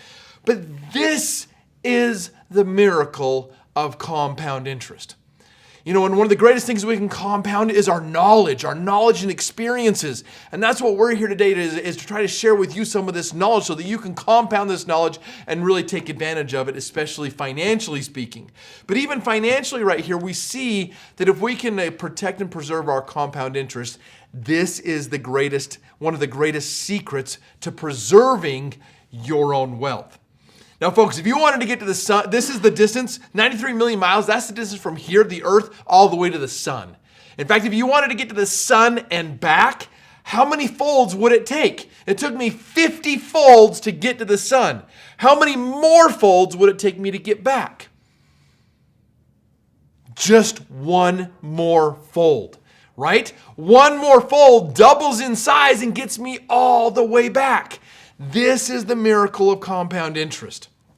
So let's look at this, because this really helps me now establish the foundation of addressing some of our greatest dangers here. Because one of the greatest dangers I see for people when they look at retirement or design their retirement, when they're looking at their retirement, is again this fear of running out of money. And one of the greatest things that cause us to run out of money is one of our greatest expenses in retirement. Right? You're probably, if you add it up each and every year, the largest expense you have in retirement are probably taxes. Okay, and then we also are going to talk about some losses as well. But taxes are usually one of the greatest, one of the greatest expenses we have in retirement. So let me establish that. Let me just establish everybody and get everybody on the same page by asking maybe a couple of simple questions. When you're saving for your retirement, why are you doing this? Why do you have retirement? Why, in other words, why are you saving your money? Why are you trying to grow your money? Right? I think you're saving money and growing money so that you can retire someday and live on this money. I think most people save money and grow money so that they can what? They can access it, right? That is why they are doing this. We're doing this so that we can someday access our money. Yet traditional financial planning never focuses on the true objective. Why am I saving my money? Why am I doing this? Right? And that is the key. Most traditional financial planners, most fiduciaries are going to just focus maybe on growing your money, but they're never going to address the deal of you accessing your money, actually accessing the money.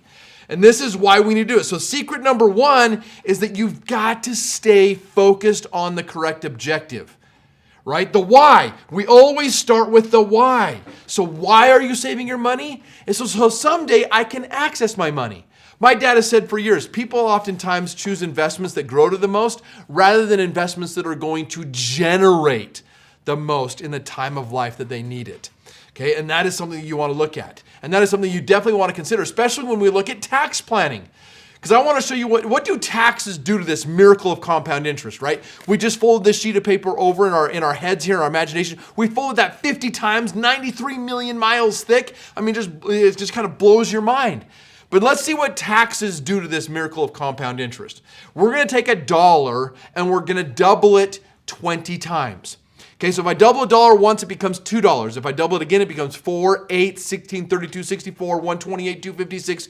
You do this 20 times. If you double $1 20 times, you'll end up with $1 million, right? You'll end up with $1 million. Now let's see what taxes do to this miracle of compound interest. Let's go back to my original dollar. Let's go back to the dollar, and let's assume every time I grow my dollar, I'm going to have to pay what? I'm going to have to pay taxes. Okay, if I have to pay taxes on my growth, what does it do to my $1 million? Let's just assume a 25% tax rate. Okay, now I know some of you on this today's event today, today's webinar, today's event here. I know some of you might be in a 50% tax bracket, right? If you live in California and you're paying, 37% to the federal government plus another 13.5% to the state, or in New York, New Jersey. If you're in any one of these states, a lot of times you're sitting there, you're paying maybe up to 50%. I'm not going to use 50%. Let's just go with 25%. That's a marginal tax bracket between federal and state. Okay, so between federal and state, a 25% tax bracket. So if I grow my dollar to $2, I got to pay 25% in tax. So instead of having $2 minus 25%, I'm going to have $1.75. Did you follow that? Because I'm not going to pay taxes on the original dollar. I'm only paying taxes on just my growth. So if I go from $1 to $2, pay 25% in tax on just the growth, I'm going to net $1.75. I double the $1.75 and I only tax the growth. I double that number and only tax the growth. You do that 20 times. And instead of having $1 million, how much do you think you would have? How much do you think you would have? Go ahead and give me a couple of you. Go ahead and give me your answer. Throw your answer in the chat. How much do you think you would have? Instead of having $1 million, you would have what? You would have what? A couple of you just throw in the answer right there. Ronnie says 375,000. The alive guy says 175,000. Man, Guillermo, that's pretty harsh there. 45,000. Man. That hurts, buddy. Who else? What else? What else do you think? What do you think? How much would you really have here? How much money would you really have? Let's get a couple more answers. I'm not gonna move on until I get a couple more. Man, the Guillermo goes down even more to 30,000. Sheesh. Louis says 650,000. Okay. One more. Let's get one more guess in there, and then we'll move on here. 875,000, 625,000. Okay. And what do taxes do to this miracle of compound interest? Now, a lot of people think maybe I'd have at least 750,000, right? $1 million minus 25%, I'd have $750,000. Well, no, you'd have $750,000 if you waited until it grew, doubled 20 times, and then paid your 25% in tax. But if I have to tax every time I grow my money, you would end up with a whopping $72,000. So I know Guillermo was pretty close right there. Yeah, he's ready. I mean, that's a Debbie Downer. I mean, $72,000. And I think what Guillermo's saying is, what if you had to add 25%? What if you're in a state that has a little bit higher income tax? So let's see what happens to those that live in California. If you did have to add even another 8.5% to that for a state income tax rate, you would end up with a measly $27,000. $27,000, right? This is why taxes erode away the miracle of compound interest. It is why it is so important that we start looking at our taxes and we start tax planning. So many of us are reactive with taxes rather than proactive.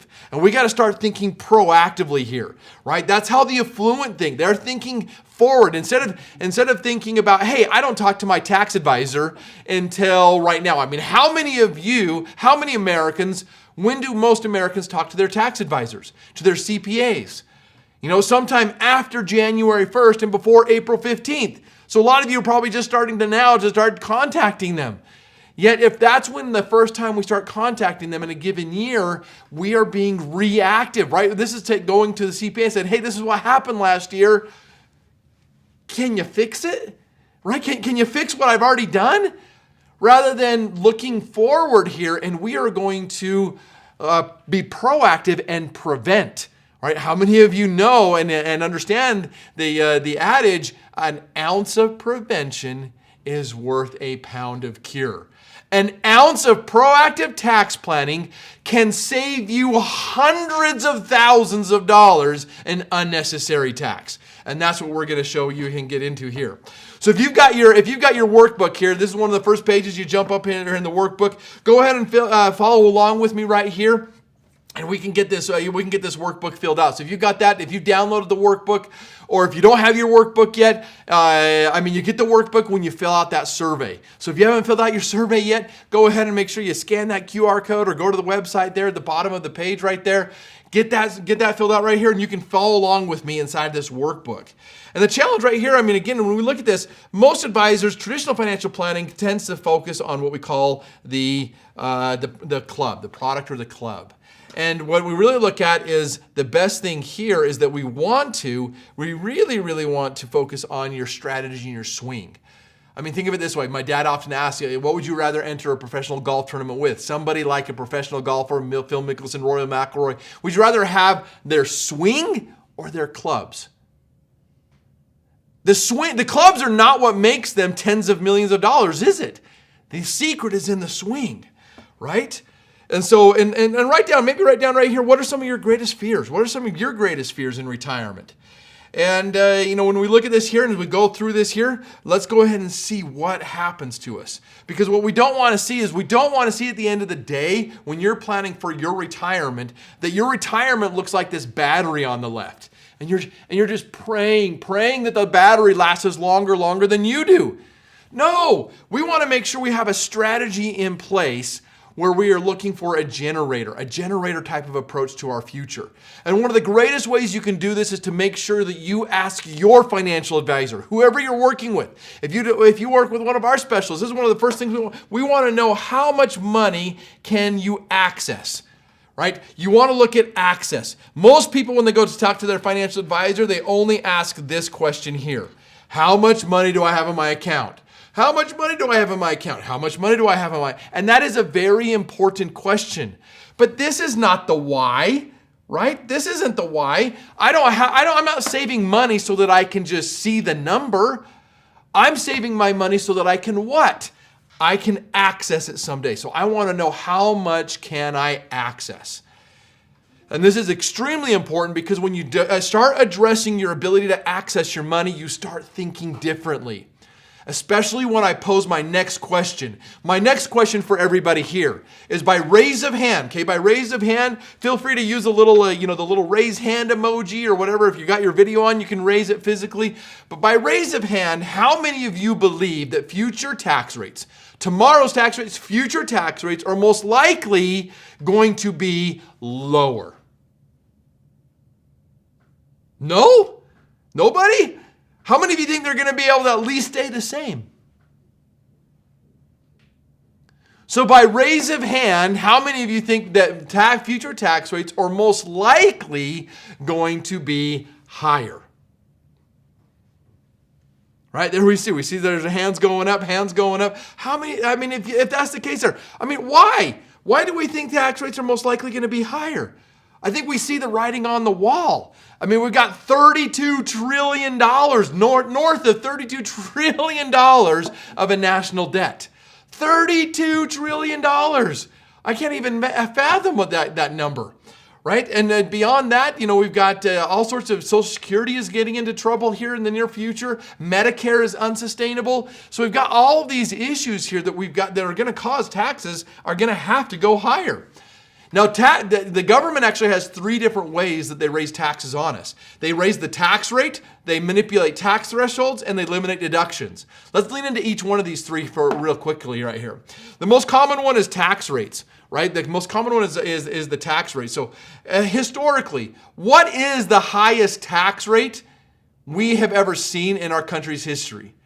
Taxes were first introduced to us in 1913 on the federal government side. So that's the first year we started paying taxes to the federal government was in 1913.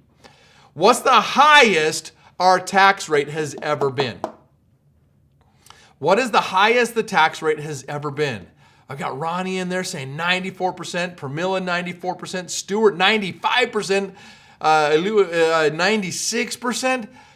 The highest our tax rate has ever been. You guys are right there. You've been you're following it along. The Alive Guy 38%. The highest rate we've ever seen is 94%.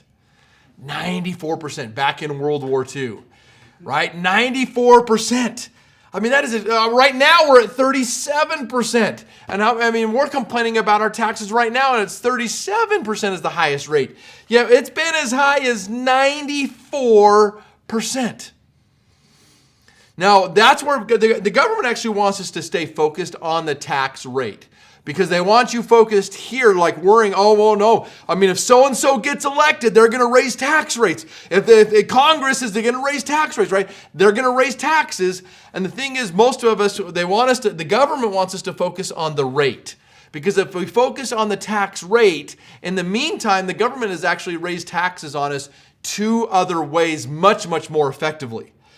The first way, the most effective way the government has raised taxes on us is through manipulating the tax threshold.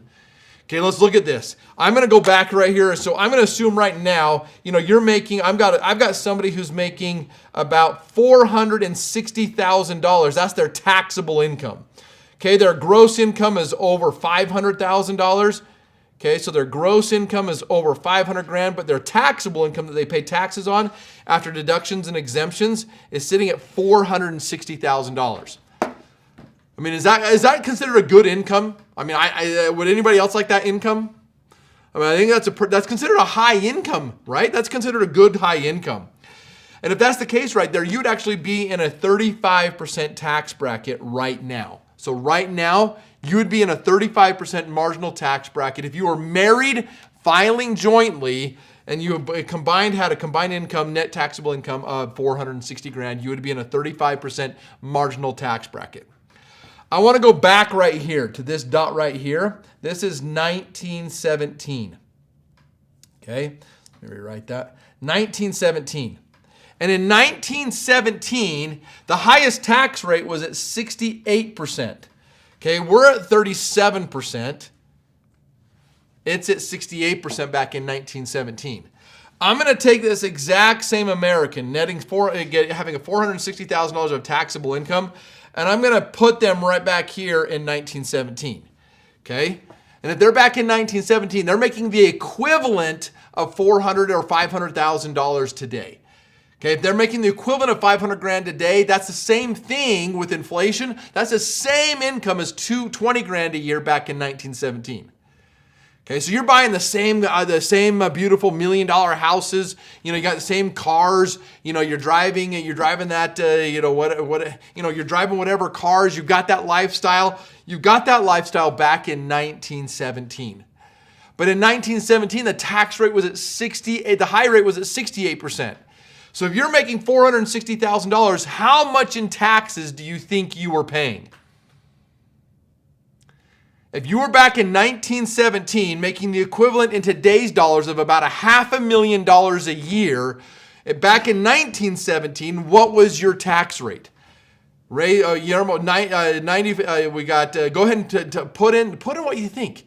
I mean, where is your tax rate? The highest rate was 68%. I mean, most of us think we're probably going to be at least somewhere here in the top half of the brackets, right?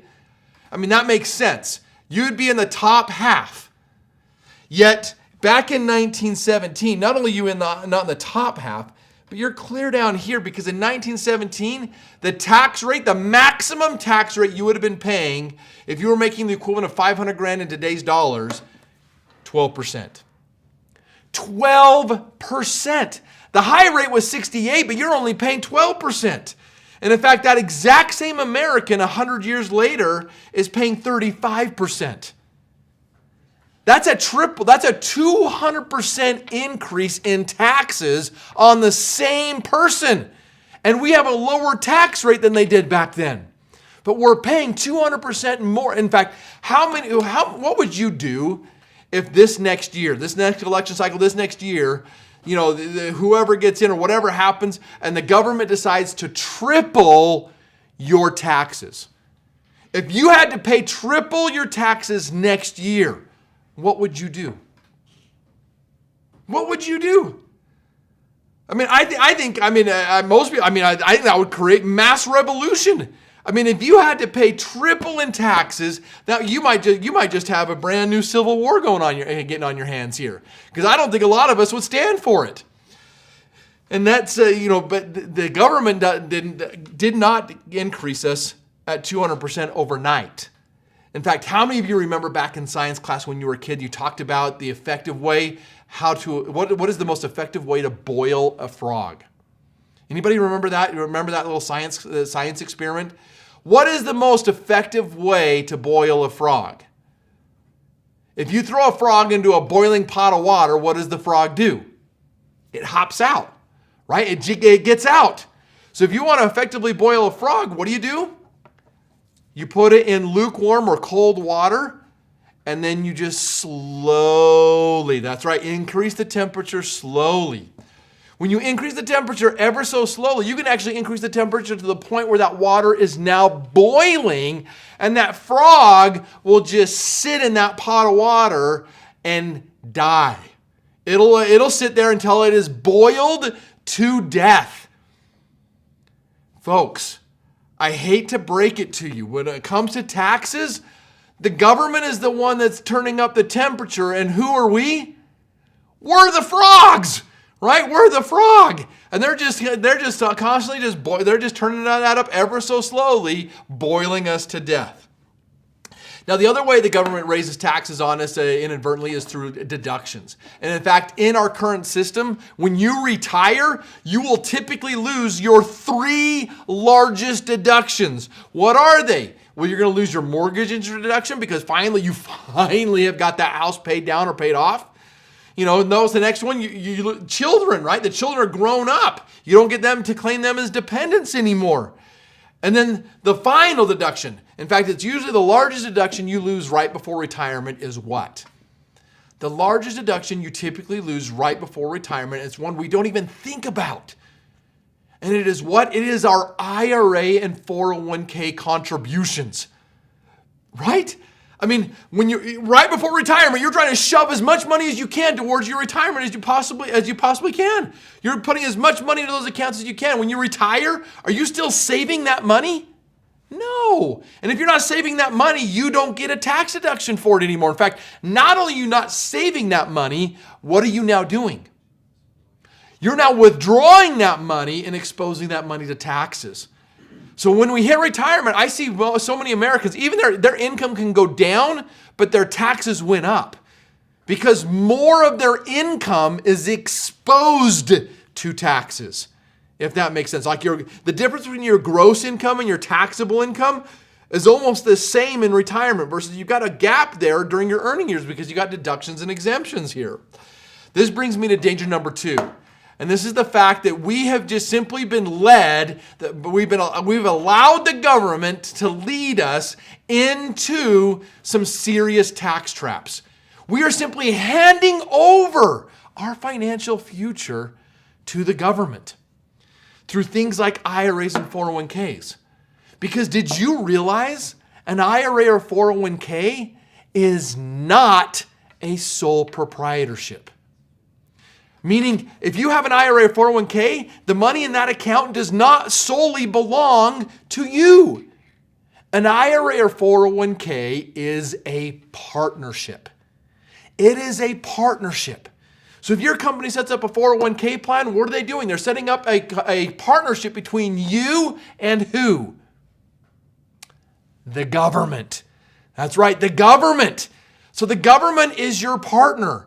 And at the end of the day there, when you look at this government right here, Uncle Sam is your partner.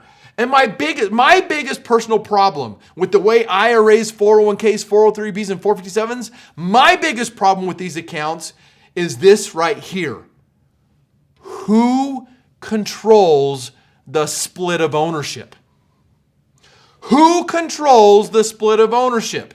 In fact, they even let you put your name on the piece of paper. When you get your statements, it's your name shows up on the paper. The government's name doesn't show up on the piece of paper, but your name shows up on there. By letting your name show up on there, the government maintains control of who gets to split that ownership. And don't you worry, the government can split their ownership however they want, but don't you worry. Because remember, they have your best interest at heart, right? Right? I mean, the government's appetite is not getting any smaller. It's getting bigger and bigger and bigger. This is what we just saw. Tax rates are most likely going to be higher. So this brings me to secret number 2 in designing your retirement. You need to take back control. I mean, in fact, if you were to enter into any partnership, you ask any CPA, any attorney, ask anybody with an MBA. You ask them, hey, if I'm going to get into a business partnership with somebody, and one of us is going to choose the owner, the role of owner, and the other one is going to choose the role of control. What would you rather have, ownership or control? And every attorney, every CPA, every MBA is going to tell you, choose the role of control, right? Control. Control is more powerful than even ownership is. So we need to take control back of our own financial future. Otherwise, you are going to be simply subject to the whims of the desires and the appetites of the government. How many of you feel like this, that you've got money, you've got money stuck in IRAs, 401ks, 403bs, 457, SEPs, deferred comps, pensions, Social Security. You've got money in savings, CDs, stocks, bonds, EFTs, mutual funds, annuities, and or real estate. I mean, how many of you can relate to having money invested in these areas? And there is nothing wrong. Let me make it straight. There is nothing wrong with having money invested in any one of these areas. However, if all of your money is invested exclusively in these areas, they all have one thing in common. What is it? Taxes. Taxes, taxes, and taxes. So what we're proposing here today is that we need to carve out a portion of your portfolio and protect it from the greatest threat to your retirement. That is taxes. I mean, you don't need to carve out 100% of it, but mathematically speaking, we can find what? It's not about going from taxable to tax-free or tax-free to, no. Mathematically speaking, it's about finding what? The right balance. The right balance. Some of you might only need 10 to 15% in tax-free. Some of you might need 40 to 60 to 70% in tax-free. But the great thing is we can sit down with you. We've got more experience of doing this than anybody else here and finding what is the right balance for you. And how do we find that balance? Because we find out what are you doing? What are your main objectives? What are you trying to accomplish? Why are you doing what you're doing? And so once we find that, we can find the perfect balance for you to optimize your money. Right? Isn't that what it's about? We want your money to be optimized. We want to optimize your strategy, optimize your swing. One way we do this is by starting by focusing on the right thing. By breaking up your financial strategy into 4 different phases. Okay, you've got a contribution phase, an accumulation phase, a distribution phase, and a transfer phase. Now, which of these 4 phases is the phase in which you go to access money on a consistent basis? Which phase is the phase where we go to access money on a consistent basis? Phase number 3, right? It's our distribution phase. The distribution phase. This is where we go to access our money. And so that's the phase we need to stay focused on. How much money can I access in the time of life that I need the most? When I'm developing a strategy or when I'm looking at where to put my money, I want to know how much can I access. Yet traditional financial planning wants to take your eye off of that ball and it wants you to focus over here on the phase 2, the accumulation phase. Now, don't get me wrong. The accumulation phase is extremely important. It's the means to the goal. The miracle of compound interest, right? It's the means to the goal. But do not, please do not make the mistake that millions of Americans are still making today. And that is they are being dictated to and they're being lulled into allowing the means to the goal to become the goal. Don't let the means to the goal become the goal. No, your retirement, your golden years, that is still the goal. Don't let them take your eye off the ball. Because if you do, you end up being subject to the 4% rule. How many of you have ever heard of the 4% rule before? Right? If you go get a finance degree in almost any university across this country, they're going to teach you the 4% rule. Because the 4% rule has been proven over and over again that the way people traditionally save their money for retirement, that when they hit retirement, if they don't want to run out of money, the simple formula is don't take out more than 4% a year.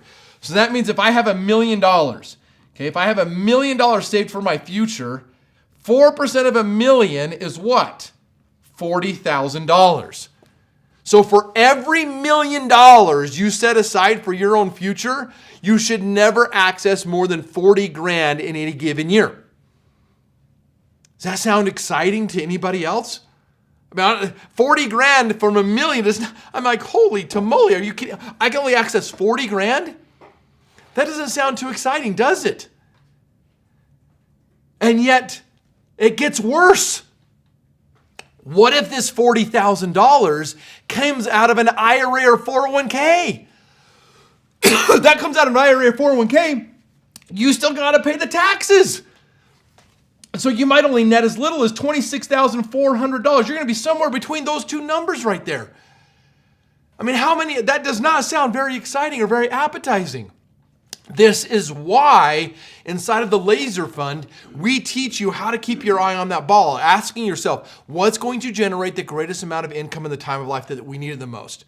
And that's why we are able to achieve 6 to 10% payouts out of our Laser Funds tax-free. I mean, tax-free. When we get that done right there, I mean, you look at that. Now, if I had the same $1 million on that right side of the screen right there, $1 million, 6 to 10% of $1 million is now $60,000 to $100,000. Tax-free. How much more is $60,000 to $100,000 than $26,000 to $40,000? This is how you optimize your results. Stay focused on the correct objective.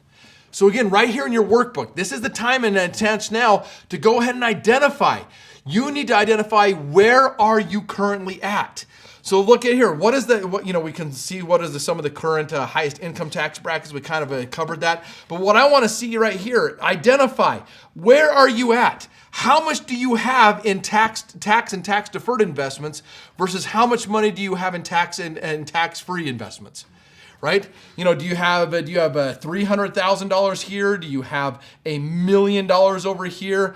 And how much do you have over here? Maybe you've got, maybe you do have $30,000 or maybe you do have even $200,000. I don't know. How much do you have? What percentage of your portfolio? Because most people are sitting between 70 to 100% of their portfolio is in taxable to be tax-deferred investments.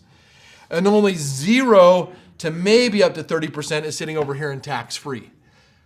What kind of a balance do you currently have? And what do you want? What is the balance you want? Do you want a 50-50 balance?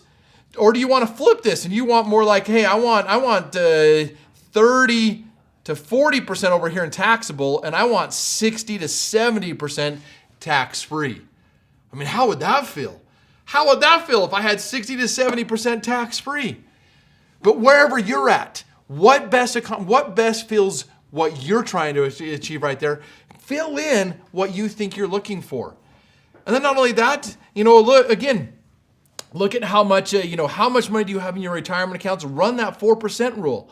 I mean, if you have $300,000 set aside, or if you've got $3 million set aside, whatever it is right there, multiply that by 4%. What do you got? I mean, what is in there? I mean, this one would be about $12,000 a year versus $120,000 a year for $3 million. What do you have? What is the 4% rule as it pertains to you? Now, this helps us right here. Once we identify where I'm at, when I identify where I'm at, now I can also try to improve on how to get to where I want to go. Because once I know where I'm at, I know where I want to go. Now it's just trying to create the best strategy of how to get there. And one of the best strategies to financial independence and financial freedom is following and understanding. It's understanding and implementing what Warren Buffett refers as to the number one rule to money. What? Does anybody know Warren Buffett's number one rule to money? I mean, I think he's got something figured out here. I mean, he's worth about $100 billion. All right, he is. I think he's already zeroed in on, or he just surpassed $100 billion net worth. So what is Warren Buffett's number one rule to money? Anybody? What is Warren Buffett's number one rule to money? Simply put, don't lose. Right, Henry? Don't lose money. Don't lose it. Right? I mean, oh my gosh, that sounds just right. Don't lose money. In fact, it's such an important rule. The rule number 2, though, states what? Don't forget rule number 1. Why? Because Warren Buffett and other affluent individuals understand that losses have bigger impacts than gains do. Okay, they think differently. Affluent people think differently than most Americans. And I'm assuming most of you, whether you're affluent or whether you're wanting to be more affluent, we need to change your mindset. You need to think like affluent people think. Because again, they understand that if I start out with a certain amount of money, let's say I start out with $100,000, and I gain and I earn 50% interest on my $100,000. Okay, boom, 100,000. But then I grow it by 50%, but let's assume I lose 50%. But then I grow 50% and I lose 50. So if you go up 50%, down 50%, up 50%, down 50%, where am I? And most Americans doing simple math would be like, I'm back to where I've started. Right? Up 50, down 50, up 50, down 50, add, divide, get your average rate of return. Your average rate of return is 0%, so you're back to where you've started. No, you're not. And this is what Warren Buffett is trying to teach you. If you have $100,000 and you grow it by 50%, you now have $150,000. But now if you lose 50%, what's half of 150? That's right, $75,000. So now when I try to rebound and I earn 50%, I'm now only earning 50% on a smaller number. I'm only earning 50% returns on $75,000. So now if I earn 50% on that, I grow to $112,500. But then if I lose another 50%, I'm down at $56,750, folks. Meaning I have lost 43.75% of my money. Even though mathematically, simple math says, hey, my average rate of return is 0. No, you will lose. In fact, if you have a 50% loss, like we did in 2008, if you have a 50% loss has to be followed by a 100% gain just to break even. Just to break even. And this is why affluent people think differently. Warren Buffett, when he's looking at strategy investments, when he's looking at where to put his money, The very first question he is asking himself, if I'm looking at a new opportunity here, he's not asking, because most Americans want to know what? If you're looking at a new opportunity, you're looking at putting money somewhere, almost all Americans, the very first question, and really the only question they want to know is what? How much money are we going to make? What is the rate of return? What is the rate of return? ROI, ROI. What is the return on my investment? Right? Everybody wants to know, what is the rate of return? What is my rate of return? No. Warren Buffett does not worry about rate of return as his first concern. His first concern is what? How do I eliminate losses? How are we going to eliminate losses? Only by answering this question can you then move to question number 2. Right? We want gains. Everybody Warren Buffett included, wants gains. But he knows more important than gains, don't violate rule number 1. How are we going to eliminate losses? Once I understand how to eliminate losses, then I can go say, okay, how are we then going to capture gains? And then once I capture gains, now this is where rich people end, right? Rich people end right there. They finally figure this out. Okay, unless they're just lucky and they get some big huge return, but intentionally rich people, they get right there. But the difference between rich people and affluent people is the affluent thinker goes one more question. Because doesn't Warren Buffett, all these wealthy people, they ask the last question, how do I keep it? Not only do I keep it, how do we not lose? How do we gain? But how do I not give it all the way to the government? How do I not pay it all the way in taxes? How do we protect it from taxes? Right? This is why everybody was asking, how come Mitt Romney doesn't pay more in taxes? Because Mitt Romney follows these 3 simple questions. Right? This is what we're looking at here. So if you were going to use something like the S&P, for example, if you're going to use the S&P 500 to try to grow your money, well, the first thing is how do I eliminate my losses? How do I capture gains? And then how do I protect it from taxes? Well, this addresses right here, because if you just look at the S&P all on its own, the S&P loses, right?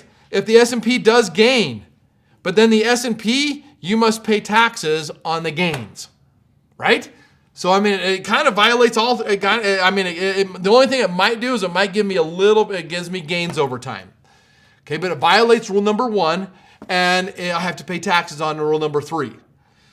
So let me introduce you to the 3 greatest strengths of the laser fund or of IUL. The 3 greatest strengths of IUL is number 1. When I link to an index or when I link to the market like the S&P 500, I don't lose. You do not lose when the market goes down. Boom, Warren Buffett's number 1 rule of money. How do we not lose? You are guaranteed not to lose whenever the market goes down. How would that feel? How would that feel if you knew the market was going down, if COVID came back again, or whatever happens? We're looking at this election cycle this next year. What is going to happen to the country after this next election? I don't know about you, but I think there's going to be quite a lot of uncertainty here. And so what's going to happen? Well, I know whether the market goes up or whether it goes down. If it goes down, I'm not going to lose. How many of you want that same guarantee? Okay, if you want that same guarantee when the market goes down, you don't lose, go ahead and put in there, no losses. Put no losses in the chat right there. If you want to make sure you don't have a loss when the market goes down, type in no loss into the chat. Okay? Do we have people that don't want any losses? Who wants to have no losses if the market is going to go down? Okay, I've got Dwayne, I got Guillermo, I've got Elio, I've got a couple of you, but I've only got 3, man. I don't even need to go to the next one. I don't need to go to number 2 here. If I don't have enough people that don't want, you guys want losses? Or you don't want losses? Okay, no loss. Throw it in the chat there. Throw it in the chat. If you want no loss, I want to make sure I've got the right audience here. No loss.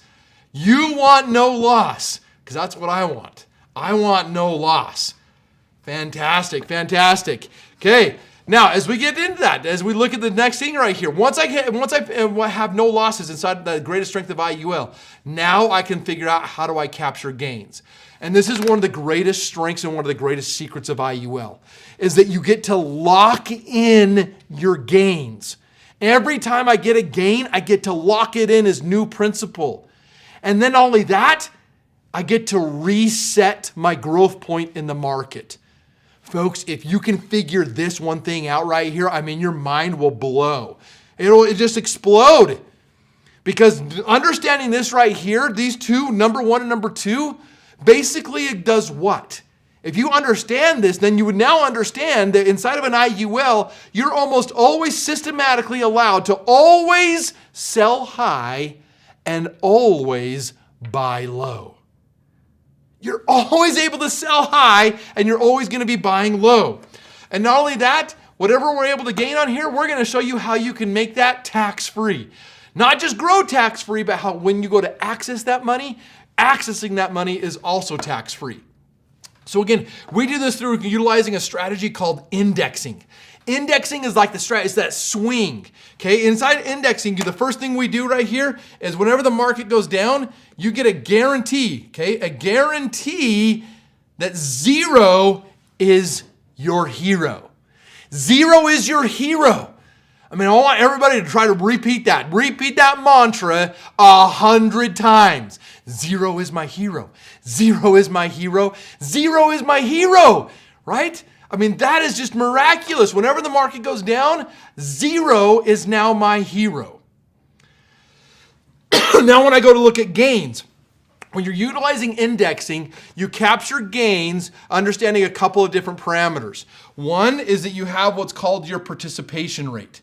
Okay, your participation rate is how much of the market growth do you get to participate in. Say for example, if I have a 100% participation rate, I get 100% of the gain. So that means if the market does 8.97 and my participation rate was 100%, I'd get 8.97, right?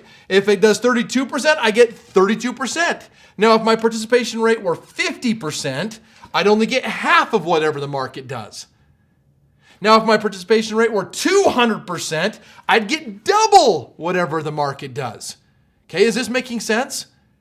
So inside of an IUL, you're going to have a participation rate.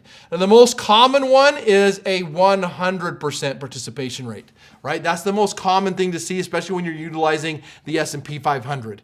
You can see usually 200% participation rates or even 300% participation rates when you use a proprietary index. You don't use the S&P, you use a different index and you can get higher participation rates. But typically with the S&P 500, you're looking at a 100% participation rate. So again, if the market does 8.9, you get 8.9. If it does negative, you get what? 0. Then it goes back up and does 32%, you get 32. It does 4, 8, 8, 12, 12. 55, you get 55. If it crashes right here, you get 0. Does that sound good? Does that sound great to anybody else? I mean, does this sound good to anybody else? How many of you are thinking, this is too good to be true? Well, let's look at our second parameter right here, right? I said there's two parameters, a participation rate. Now there's the second participation. There's the second parameter here, the second variable in capturing my gains. The next one is usually called a cap or a threshold. Okay, you either have to choose between a cap or a threshold. And a cap is simply that. It's a ceiling. It's a cap of how much you can gain in a given year. Most caps today are between 9 and usually like 13%. Okay, that's traditionally about what we're seeing right now is between 9 and 13%. So that means if the market, let's just go ahead for sake of argument, let's just choose that our cap is 11%. So that means that I get 100% of whatever the market does up to 11. If the market does above 11%, I get 11.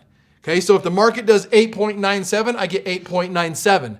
However, if it does 32%, I don't get 32%, I get 11%. Okay, if it does 4, I get 4. I get 8, I get 8. If it does 12, I don't get 12, I get 11%. Okay, negative, I get 0. 55%, I don't get 55, I get 11%. Is that making sense? Okay, hopefully that makes sense. That's great. And that makes perfect sense here. Now there's the other strategy here also called the threshold strategy. The threshold strategy instead says you get whatever the market it does minus a threshold. And traditionally that threshold has been between 5 to 10%. Okay, it can be higher. I've seen it as high as maybe 15% or even as high as 20%. But traditionally the threshold is between 5 and 10%. So that means you get 100% of whatever the market does minus, let's go ahead and say traditionally 95% of the time it's been stuck at 5%.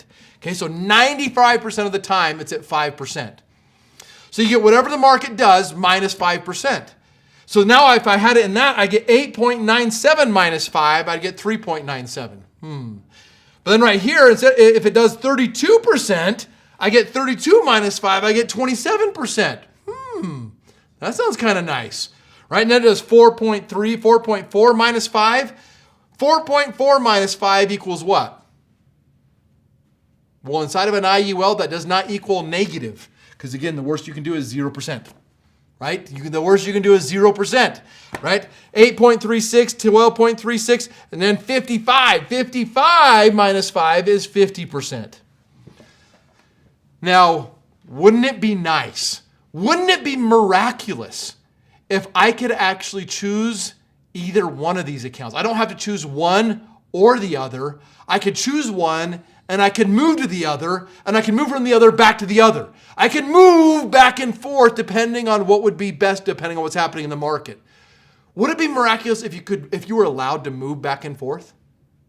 Yes, it would be. And not only that, yes, you can move back and forth and it doesn't cost you a dime to do so. You can move back and forth once a year. Now, once a year, you move back and forth, and I can actually move back and forth once a year on an anniversary date. And I can have 12 anniversary dates because I can tie money to every single month. I can dollar cost average my money so that I have an anniversary date every single month. And every single month, I could change between either a cap strategy or a threshold strategy. Now, no one has been doing this, selling and managing IUL longer than us. Nobody in this country has more experience with IUL than our office and our firm. And we have discovered one of the simplest strategies to capture the greatest amount of return inside of an IUL is that overall, we're going to default your strategy. The easiest thing to do, to not get too complex, is default to a cap strategy. Just put your money into a cap strategy. But then we strategically move to a threshold strategy. Does anybody see when they would want to move to a threshold strategy? How many of you can time the market? Anybody? Can anybody time the market? Can you predict the market? How many of you can predict the market? Nope. Anybody? Can anybody? Is anybody willing to say, is anybody smart enough to predict the market? Do you want me to all teach you how? The only time you can traditionally predict the market, the only time the market becomes predictable is after a market crash. What happens for the last 150 years? What's happened after every time the market crashes? Okay, it can crash, and it can even crash multiple years in a row. Like right here, it crashed, but eventually it bottoms out somewhere, and it does what? It starts recovering. Okay, that recovery. And the great thing is, whenever the market crashes, you can move over to the threshold strategy. Even if it keeps crashing, the worst you can do is what? 0. But then you're positioned perfectly for whenever it does start recovering, you're in the right position to hit the recovery. So now you can capture that recovery when it goes up, and now you're capturing most of that growth during that recovery phase. We've done this over and over and over again. So over the last 20 years, you would have seen something more like this. 8.9%, 0, 0, 0, 27, but then we go back to a cap, right? We're cap. Okay, right here, the market crashes. Now we move to the threshold strategy. Grab it. Now we move back to a cap, right? We're in a cap all the way here until the COVID hit. And then in COVID, we hit right here, and we were now moved over to a threshold strategy. And then after COVID, we got a 61% rate of return. Now, again, the great thing here is you don't have to change your strategy before the market crashes. You change your strategy after the market crashes, right? You don't have to time it and have it already moved to a threshold before the market crashes. I've never done that because I've never been able to predict when the market's actually going to crash. But when the market does crash, like COVID, did everybody remember when COVID happened? Did anybody miss COVID? You never left your house or whatever, or maybe you left your house and was wondering why nobody else was leaving their house. I don't know. So, but COVID hit in March. Once that hit in March right there, I changed my allocations in the middle and the end of March, in April and May, in June, July, August. I changed all of my allocations over here to a threshold strategy. And in doing so, when the market recovered, it did a 66% return. The market did 66% return, so we got 66 minus 5%, which means we got a 61% return. And I'm not just smoke and mirrors here. Here's one of my clients' actual statements. It matured on March 15th of 2021. They had $872,000 tied to the month of March. They made 61%, so they have money tied to every single month. This is just the money they have tied just to the month of March. $872,000 made 61%. That's a $535,000 return. That means I took $872,000 and we turned it into $1.4 million. Okay, then right after we got the threshold strategy, what did we do? We moved them back to a cap strategy. So the next year, now they're just in a cap strategy. And the market did 5%, they got 5%. 5% here had a little bit higher participation rate. This has 150% of whatever the market does, so we got 7%. Okay, then we also have, you can talk with the advisor if you want to, talk about a multiplier. I actually took this 20, 20, 30, so that's $75,000.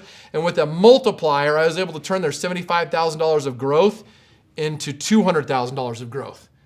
How many of you would like to learn how to multiply your positive returns? Yes. Pretty sweet. Here's another one in March 15th of 2023. We were still in the cap strategy. The market actually went down this next year, and so we got 0%, 0%, 0%. There it is. 0 is my hero. 0 is my hero, 0 is my hero, 0 is my hero. Now, March this next month, right now we're looking at each one of these returns being between, each one of these is being between 7. This one right here is actually going to be, I think this one's at 9%. This one's at 12%. And this one right here is at 7.5%. Okay, so each one of those are going to go in there. They're all going to get those returns. Plus, I'm going to be able to multiply those returns this next month. That's what we're on track to do this next month. And if you want to come back and see this again in a month from now, I'll be showing you those exact returns a month from now. Okay, what this is actually going to end up doing. So here's another one, June 15th. We had a 30% return right here on the $61,000. 30%, I was able to multiply that by 2.7. How many of you would like to earn $51,000 of interest or growth on $61,000? That is an 83% rate of return. 83% rate of return on their laser fund or on their IUL. And that's not even the best part. The best part is what?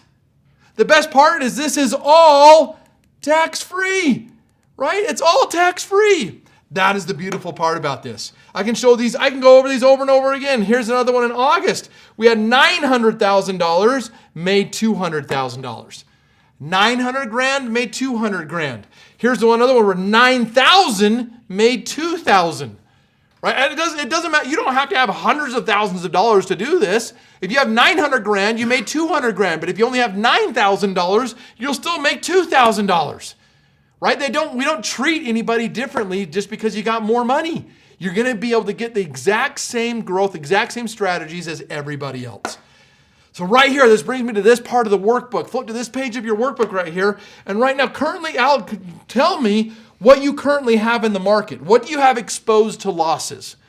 What money do you have that is violating? What of your serious money, right? Especially your serious cash. What of your serious cash is still violating Warren Buffett's #1 rule of money? How much money do you have, and how much of that would you actually like to protect?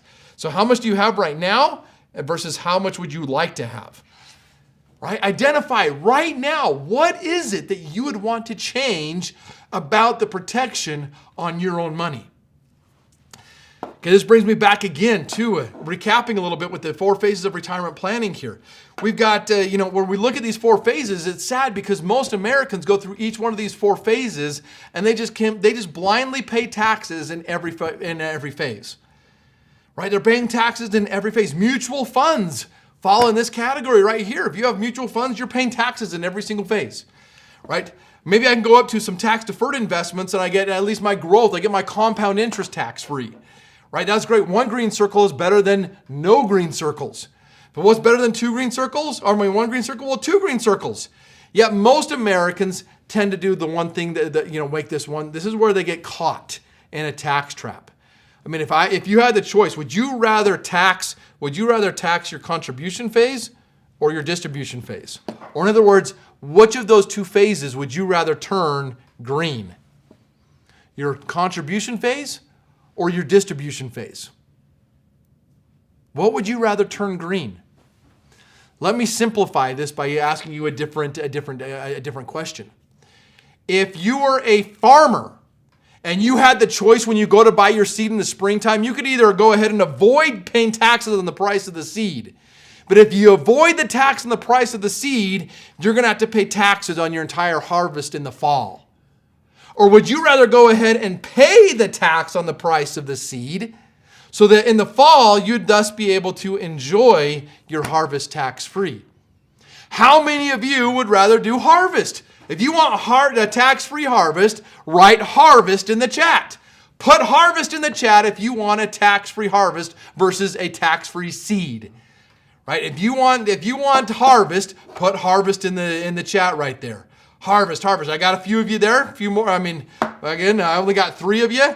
3, maybe 4. Don't I have 3 or 4 people want a tax-free harvest? Let's see what we've got. Who wants a tax-free harvest?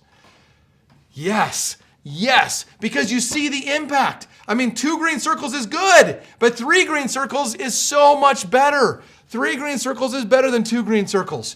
And that is what we're talking, that is what we do here. Because when we go to distribute your money, when you go to access money, the time of life that you need the money the most, I want to make sure that you get the most amount of money possible.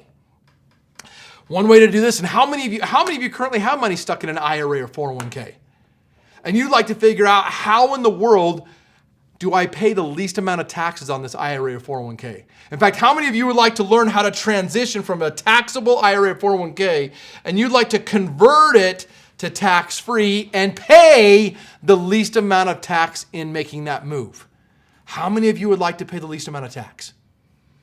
We call this a strategic rollout, right? I took this client right here. He had $1.9 million in his IRAs and 401ks. He was earning 7% on that money. He was just going to go ahead and leave it in there because that's what his financial planner told him to do. Just leave it in there. When you turn 72, 73, you're going to have to take out RMDs. What's an RMD? That's a required minimum distribution, meaning even if you're not retired, when you hit 73 years of age, whether you're retired and whether you need this money or not, it doesn't matter because your partner, Uncle Sam, the government, they do want their money.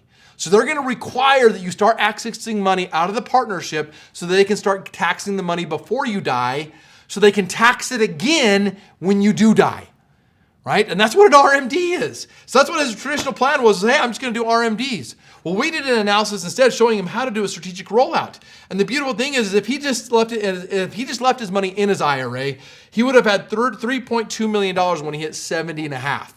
Now, 70 and a half was the old RMD age, and that's the age that he was still going to retire, 70 and a half. If he took out RMDs on $3.2 million that year, he'd take out $119,000 of the money he has to take out to avoid a 50% penalty. Folks, did you know that? Did you know that if you do not pull out your money that you're required after, say, age 73, the government gets to penalize you 50%?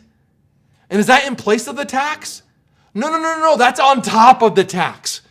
Right? They penalize you 50% on what you did not withdraw. So he would definitely have pulled out $119,000 to avoid a 50% penalty.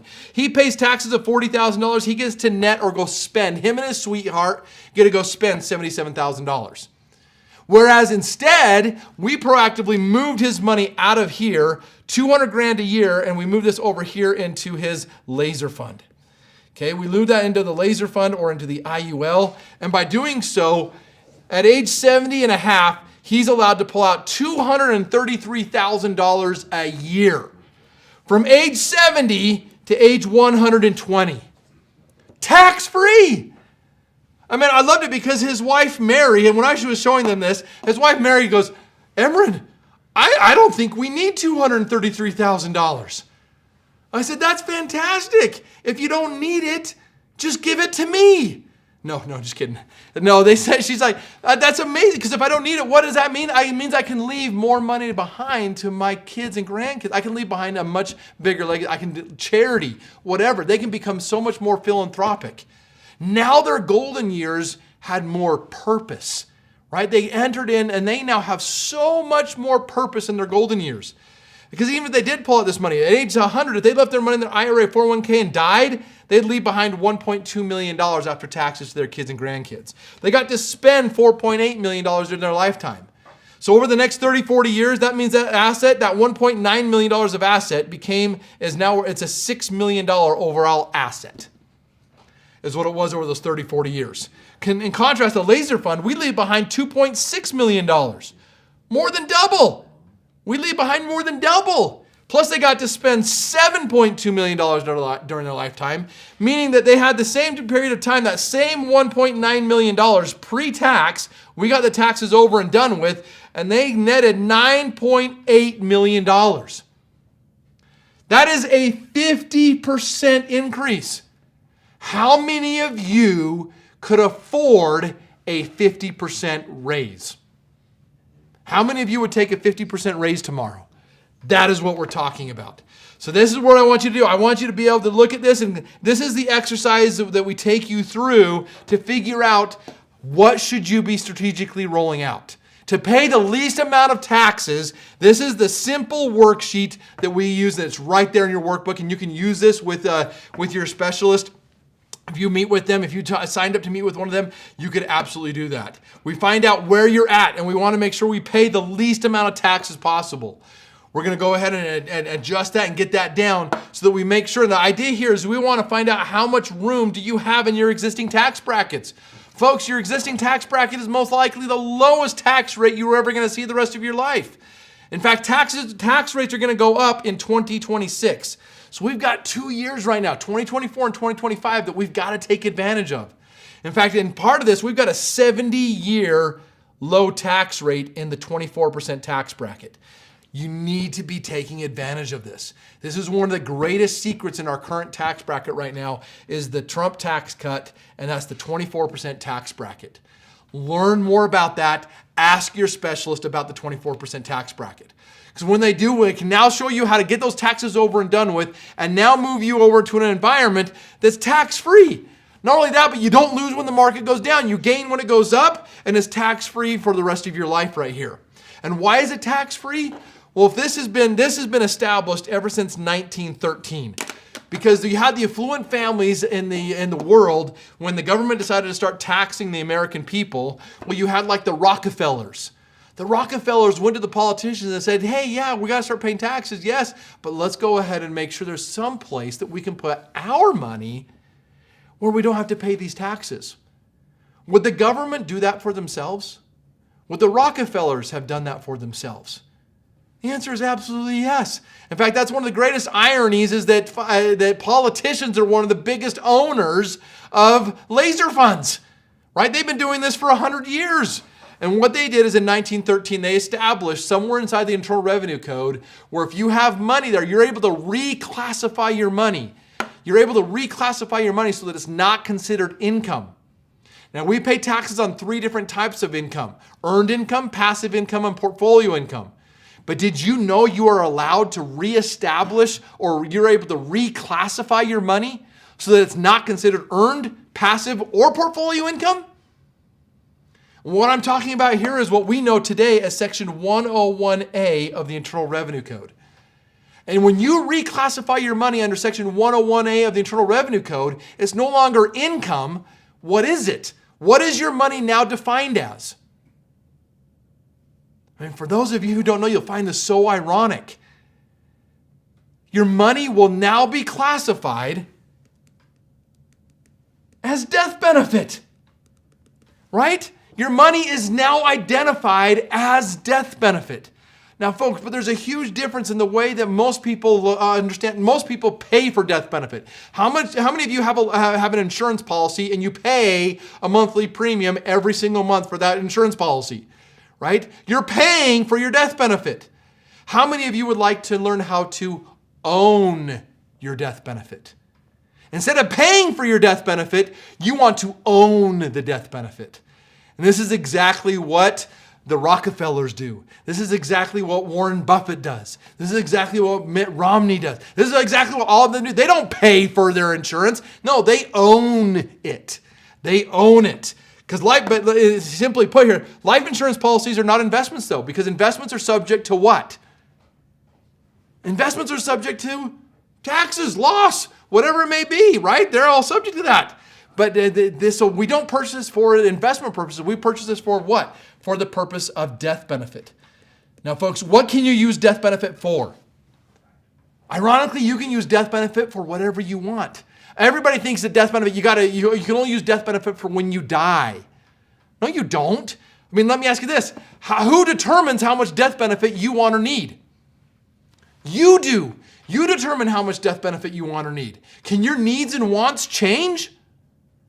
Absolutely, they can change. So as I'm young and I'm trying to build and I'm trying to own my death benefit, I'm going to grow my death benefit. I own it. But then as I get older, my kids are grown. I'm looking at retirement. I'm like, you know what? Every day I get older, I get closer to death. Correct? And every year I get older, every day I get older, I actually need less death benefit. So as I get older, if I need less death benefit, am I allowed to reduce my death benefit before I die? Are you allowed to reduce your death benefit before you die? Yes, you are. And the great thing is if your money is the death benefit, you're just going to refund part of that death benefit to you before you die. It's still considered, I'm going to show you how you can still consider that death benefit. And if it's still death benefit, it's still tax-free. But now that money is in your pocket rather than waiting to go to somebody when you die. And you can do what with that money? You can spend it however you want. How many times can you reduce your death benefit? As many times as you want. Okay? That's why affluent people don't pay for their death benefit. They own it. This is Section 101A of the Internal Revenue Code. It has existed ever since 1913. Okay, 1913, it's right there. It's tax-free. Not only that, but under Section 72E, it grows tax-free. And under Section 7702, you can access your money tax-free. But in order to qualify for these three sections of the code, you must comply with these two tax laws. The Tax Equity Fiscal Responsibility Act and the Deficit Reduction Act. Lucky for you, we are specialists right here. We are experts in these tax laws, right? So we understand and know exactly how to structure your tax laws so that you qualify. And not only do you qualify, because people do this all the time. You can go to almost anybody. They're like, yeah, I can help you qualify for Section 101A, 72E, and 7702. But inadvertently to you, they help you qualify for it, but it's costing you an arm and a leg. No, you want to do this and you want to make sure this is properly structured, because if you properly structure this, this can actually end up being the cheapest, if not the cheapest account you will ever own over the rest of your life, because you own the death benefit, you're not paying for it. Okay, that is the key piece here. Again, insurance is simply risk management. Death benefit has two parts. Okay, you have the total death benefit. Now, when you look at those two parts, you have how much of that death benefit is owned by the insurance company. And how much of that insurance risk is owned by you, the policyholder, your risk, your cash value. And what we want to do here is we want to maximize your ownership, right? We want to maximize your ownership, and we want to minimize the insurance company's ownership in that death benefit. So in other words, in theory here, if I had $1 million of life insurance, if I wanted to have 100% ownership, if I wanted to self-insure myself, ideally here, I'd pay $1 million for it. And I'd have the insurance company have no risk. In theory, if I could do that, I die tomorrow, my sweetheart's still only going to get $1 million, but none of that $1 million was the insurance company's money. All of that $1 million was our money. And this is the theory behind how we pursue it. Now, when we pursue it, you can't actually have 100%. Okay, you're not allowed to have 100% risk right here. You can't do that. But what we do want to have here is we want to, under the law, under TEFRA and DEFRA, what we're looking at here is we're wanting to maximize our ownership, and we want to minimize the insurance company. What that looks like is like right here. Here's a $1 million policy on a 35-year-old, a 55-year-old, and a 75-year-old. On a 75-year-old would be allowed to put in, this is their money. This is the policy owner right here. They're able to go ahead and put in $740,000. The insurance company is up here. Okay, on a 55-year-old, the insurance company has to have $587,000 of the ownership in order to comply with the law, and the 55-year-olds can put in $412,000. The 35-year-old, they can put in $215,000 of their own money, and that is the insurance company down here. Okay, so there's you, me or you. Okay, right there. Or in other words here, you look at them and say, let's say they all had $500,000. Okay, a 75-year-old, if they would have to buy a $690,000 life insurance policy. Right there, that's the insurance company, and here is you. Now you go over here, a 35-year-old though, if they want to put in the same $500,000, a 35-year-old, they're going to have to buy a $2,350,000 life insurance policy. Right there, that's the insurance company's risk. Now, why is that the case there? Why? Because folks, $1.8 million of risk on a 35-year-old costs the exact same as $190,000 of risk on a 75-year-old. So if you know how to structure these, you know how to optimize these, who pays more for their self-insured insurance policy? Who pays more for their laser fund? The 75-year-old or the 35-year-old? Who pays more for their laser fund? The 75-year-old or the 35-year-old? Hopefully you were listening closely, because they both pay what? The exact same. They both pay the same. And that's what's so beautiful under these accounts. Most people think, oh, I'm too old for this. No, you're not. If you understand the tax law, you don't have to buy, you don't have to carry you're basically able to put all your money in and have very, very little risk from the insurance company. And so that's how you're able to self-insure yourself differently. Again, think like the affluent do. Think differently. This is an IUL, right? The IUL is a club. But how you use your IUL, don't use it like most people. 95% of people that have an IUL right now are like this guy down here on the bottom. They're swinging and swinging, and that ball is coming back. It's hitting them in the head. No, we want to teach you the $1 million swing, okay? The $1 million swing with this is exactly the difference between that's the $10 million difference, right? That is the difference right here. Think of this again as a piece of real estate, a 5-story office building, right? A 5-story office building is sitting there vacant. It's not worth anything unless you what? Lease it out. Same thing as an insurance policy. An insurance policy is like a big empty building. If you lease out the building, it turns into a beautiful cash cow. If you leave it vacant, it's just going to continue to cost you plenty, and it's going to cost you over and over and over again. So this is the last tax law that you must understand or must comply with is called the Technical and Miscellaneous Revenue Act. And you can get more information on that and lean into that a little bit more when you do meet with one of our specialists there. So let's go ahead and, how many of you are now ready to see what something like this can be done for you? I mean, if you're filling out your workbook, and whatnot, and you see what's going on here, we want to be able to show you what is possible, right? What is possible in each one of these? Because as we go through this here, you can see that as you get your bucket filled, you want to get that 100% full. And as you get that 100% full, you're able to turn around and we're going to be able to show you how to capture these returns. 15%, 16%, how to average 9% tax-free. Here's one that's been over 25 years old, averaging 9% here. Here's another one, 8.6%. That one's 18 years old. Here's another one that's averaged as high as 26.75%.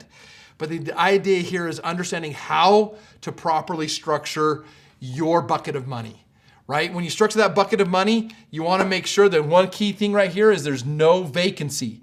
Right? Just like your piece of real estate. You don't want any vacancy. There's no vacancy. And you want to optimize your piece of real estate, you want no vacancy. And that's exactly what we're looking at here. So your final piece of your worksheet right here, again, identify where are you at right now versus where do you really want to be? How much do you have in each one of these buckets? And how much do we want over here in this tax-free bucket here? So again, If you haven't had a chance, I'm going to bring my dad back up on stage right here. So if you haven't had a chance yet to fill out your survey again, there's the QR code again. And we're going to go ahead and just show you a couple of different things about how you can get and what you'll get as you meet with one of our, with some of our specialists here. Great. Thank you so much, Imran. Appreciate all of that. Hopefully you gained insights into some incredible opportunities that maybe you didn't know existed before. So let me get this brought up into presentation mode. And is everybody able to see that screen okay? Coming up. We're waiting for it. Okay. Let's bring that up.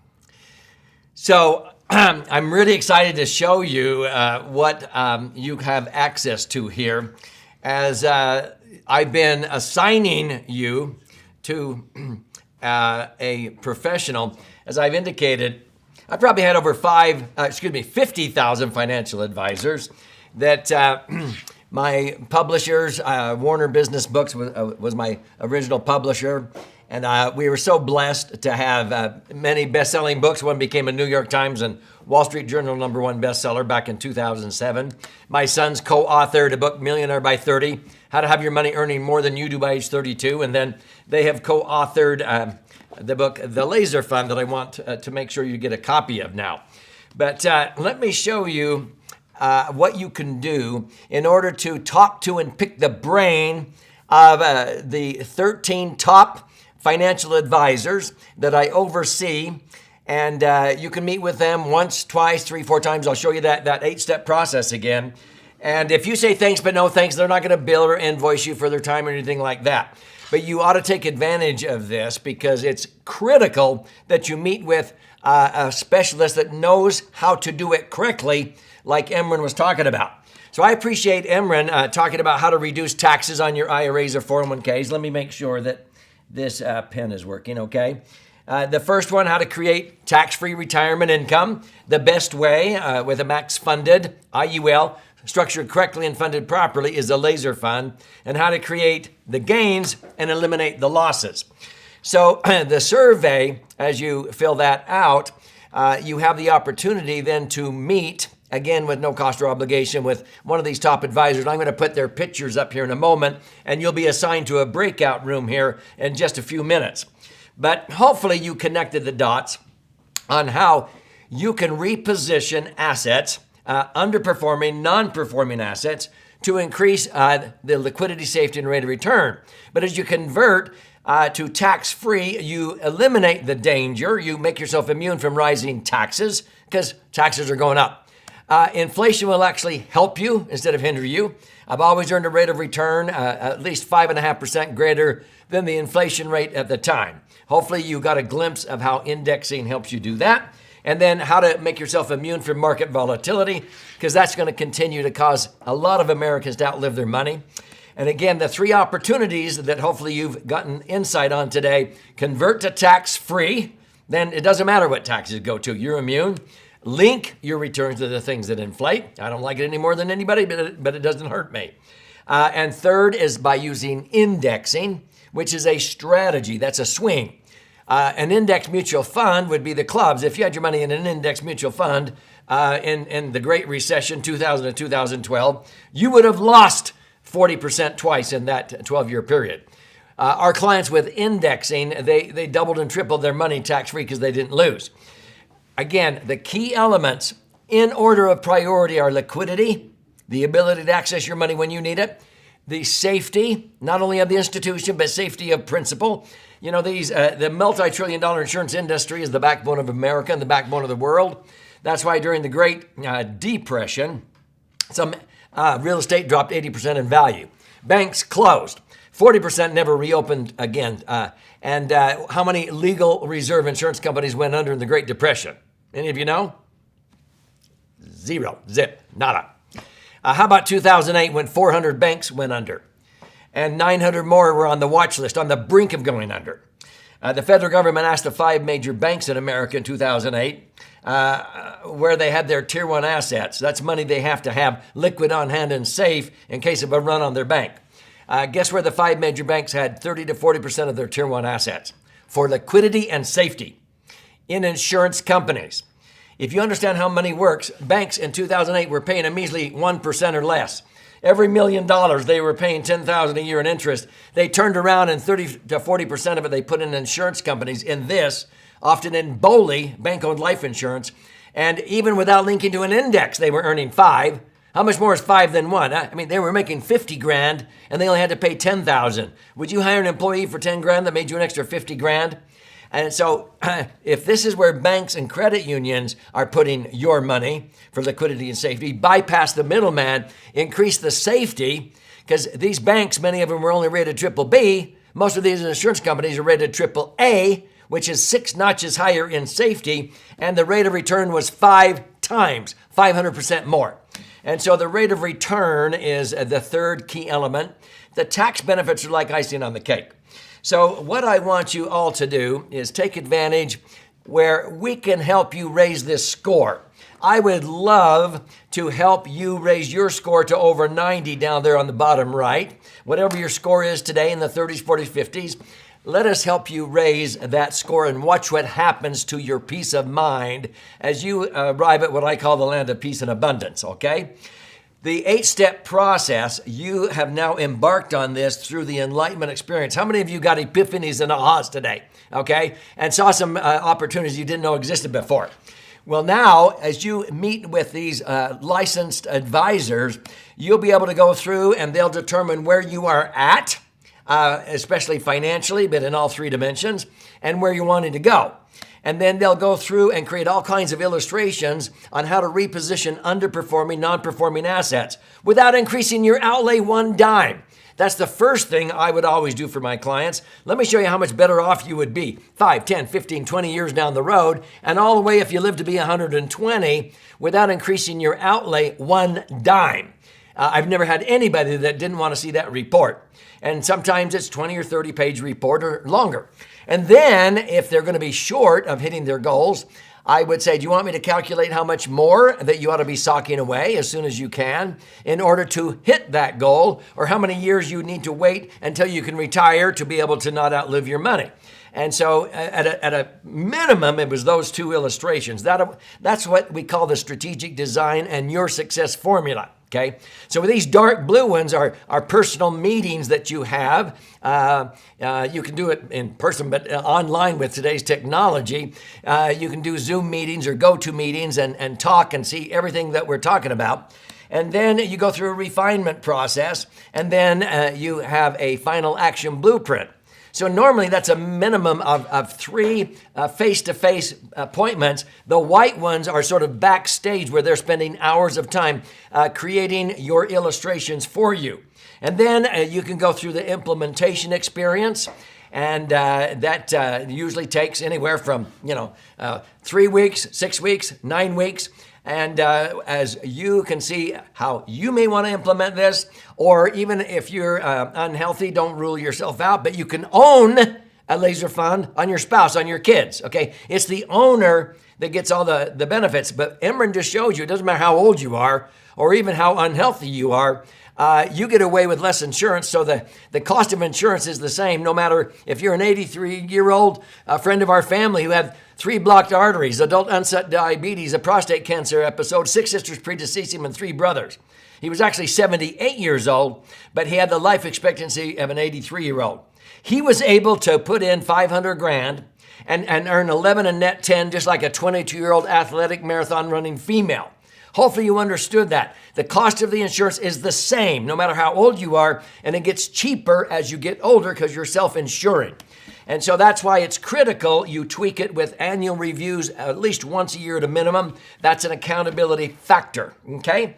And so engage in this process for your transformation and create a brighter future for yourself. Now, I want you to see how much better off you could be by engaging in what we call the asset optimization success path and implementation plan, that 8-step process.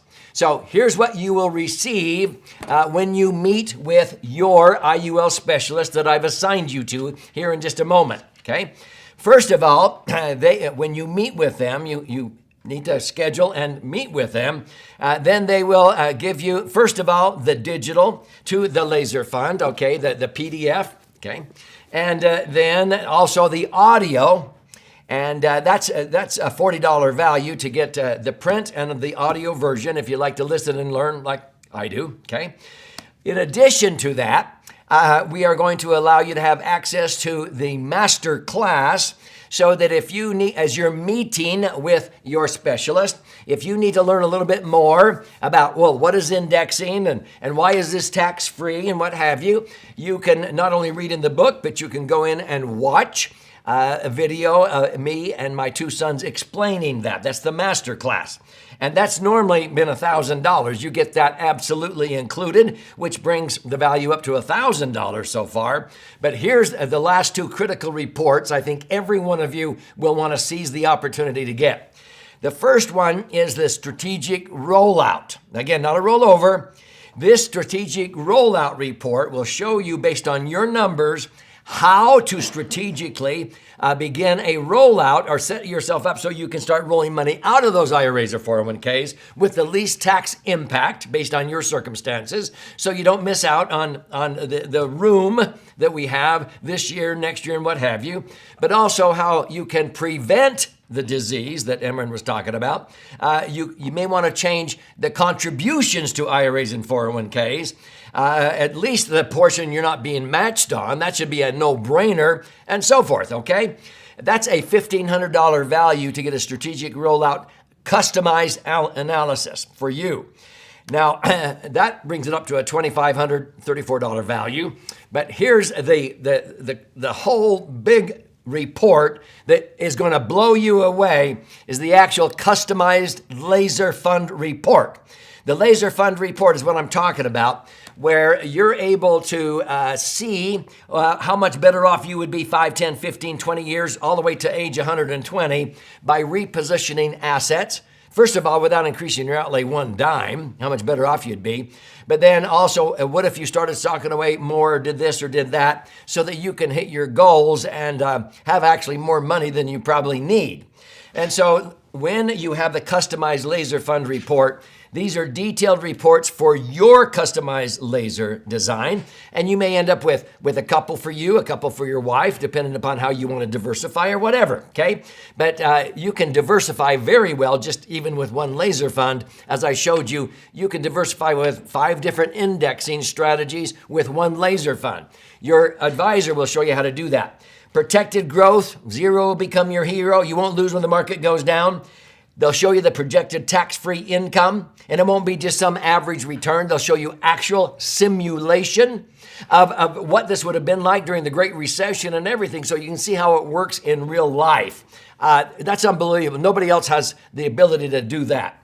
And then you're able to compare it to various financial alternatives. What if I left money in a 401k or a mutual fund or these stocks or whatever? We'll compare to any financial alternative. You'll see when those crash and burn or run out of money because of taxes or inflation or whatever. That's a dynamite report.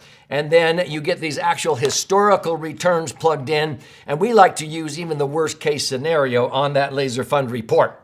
So when you schedule and meet here in just a moment, we're going to do breakout rooms. You'll receive the Laser Fund Digital, the audio, the master class to help you to be able to refer to as you meet. You don't need to go through all of that before you meet. In fact, it's way better if you meet and then you can refer to those, okay? And so you'll also receive the customized strategic rollout report, which is crucial if you've got money in IRAs or 401ks right now. But the laser fund report, that is where many people invest at least $2,500 in that report alone. A total of $5,000 of value, absolutely free. This should be a no-brainer, okay? Now, if you're watching this on YouTube, okay, or on Facebook Live, is that what you call it, Facebook Live? Yep.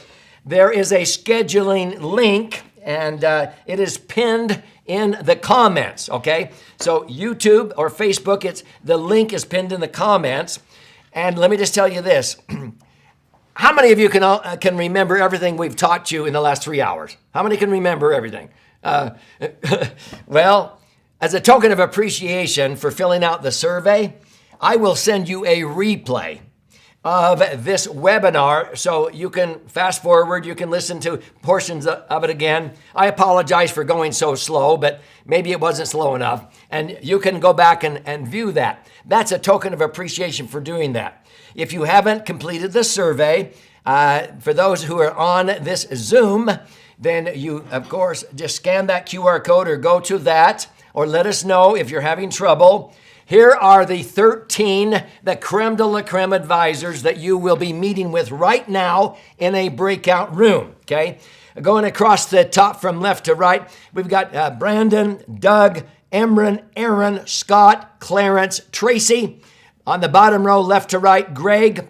We got Kyle, Alan, Carl, and Brian, and also Marcus. They are all overseen by me. We have intensive training for years, and we have continued training.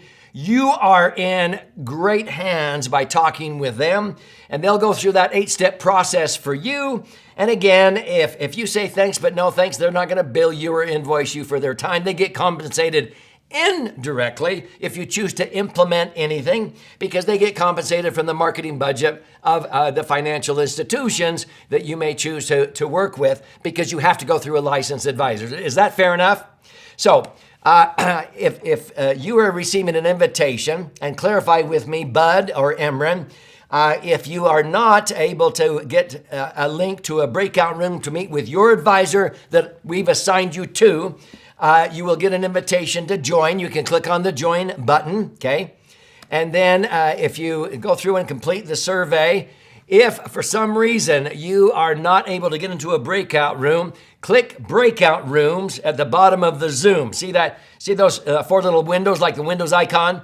You click on that to the breakout rooms, and you click on the 3 buttons, and then, or you can click on the 3 little buttons there, the 3 little dots, and select breakout rooms. If you're on a mobile app, you will see this icon in the top left of your screen on most mobile apps.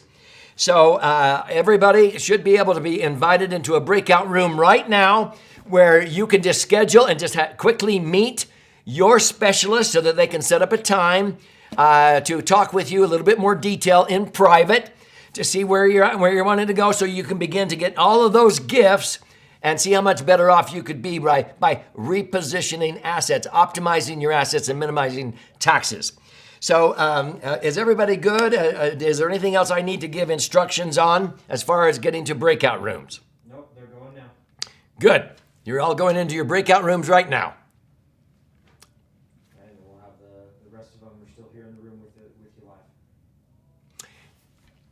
Okay, and those who have not filled out a survey, you'll probably be still on here, and I could answer a few questions, but I would strongly recommend you meet with one of the IUL professionals I'm talking about, so you can see how these strategies apply in your particular set of circumstances. So it'd be really good for you to take advantage of that. If not, maybe while the others are in the breakout rooms, meeting their assigned specialist, then I could address a few questions. Should I do that?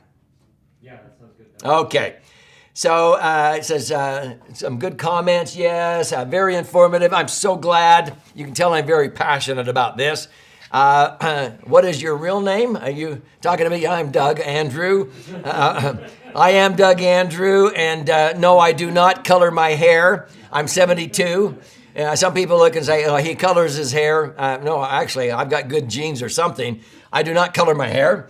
Let's see, what else is, everybody's up there. The live guy doesn't have a breakout button, so did he fill out a survey, or what's his name? I don't know his name. So Yeah, we don't. Yeah, it says the alive guy. The alive guy, I don't have a breakout room button.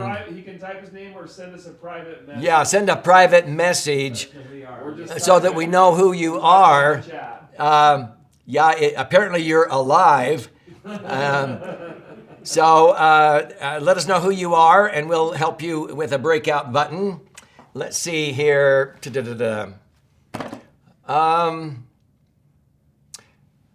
Haven't received it yet. I think everybody's being helped on a one-on-one basis.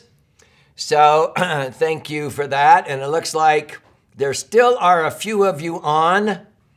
If you're a financial advisor, make sure that you clicked that you are an advisor, and you'll be contacted and shown how you can learn how to help your clients the correct way through an organization called IUL Insiders, because our passion is to make sure that the general public gets these structured correctly. And unfortunately, over 99% of agents who sell IUL do not know how to do what you've learned here today. And so it would be lucky if you were to average even 6 or 7% return on net 2. We want you to earn 11 or higher and net 10 by having this done correctly, funded properly, and managed as my son Emron was showing all of you. So let's see if there's any other questions here. How much do you need to open a maximum funded IUL? That's from Ann Joseph. So Ann, depending upon your circumstances, again, a lot of our clients, our sweet spot are 55 to 75-year-olds, and they're opening up IUL with $100,000 a year, $1 million a year, even $10 million a year. But if you're just starting to sock away money on a monthly basis, you can set up an IUL. Generally, I would say if you have $500 a month of discretionary savings or income, you can set one up for as little as $500 a month. Could you set one up for your children for $200 a month? Yeah, but if that's really all you can squeeze out of your income is about $200 or $300 a month, I want to make sure that you can commit to living on less than what you earn, and that you can actually set aside that much money.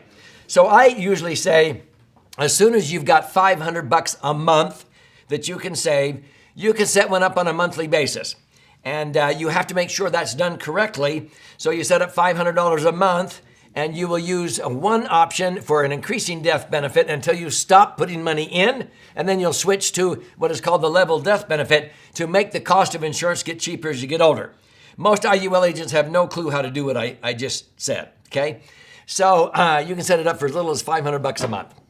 Let's see, were we still there? How much? Okay, we've answered Ann's question, hopefully. Yep. Any other questions that I could address right now? Here, hold on, I got a Q&A question. You can type your message in there. Angela's still saying, know where to meet. Dave Blake.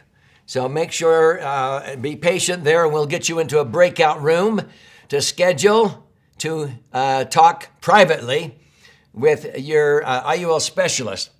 Again, don't miss this opportunity. Let us know, because we don't want you to miss the opportunity.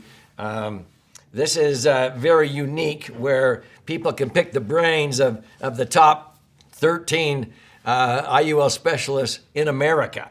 And there's over 70,000 that are licensed out there. And like I said, the vast majority do not understand how to do this correctly like we've been teaching you here today. So if you really want to optimize assets and take the cost of the insurance and make it cheaper as you get older, you want to meet with one of these specialists. Plus, they will look at all of your assets and analyze which ones need to be optimized to increase liquidity, safety, rate of return, and the tax benefits. Okay? Okay, so we're ready to wrap up. Hopefully, you all have had a chance to meet your IUL specialist, or you've let us know so that we can reach out to you, so that hopefully this is the beginning of your brighter future. I can't wait to meet you some way, whether it's virtually or in person someday, and you show me how your score is over 90. We want to help you raise that abundant living score. So thank you so much today for your time and attention. We do not take that lightly. Any other things that I need to take care of before I sign off? Okay. So thanks again. We really, really do appreciate the time and attention you've given today. If you know of anybody who would like to learn this information, or who you think should know this information, be sure and let us know. And we try to conduct these on a regular basis so that they could take advantage of this education. We hope this 3 hours was over the top for you, filled with insights. into opportunities that hopefully you now want to seize. So everybody have an incredible day. Make 2024 the year that is a game changer for you, and that from this point forward, you have a brighter future optimizing assets and minimizing taxes, and hopefully dramatically increasing your net spendable income. We want you to be on board with those that do the right thing to not outlive their money. Have a great day. Thank you so much.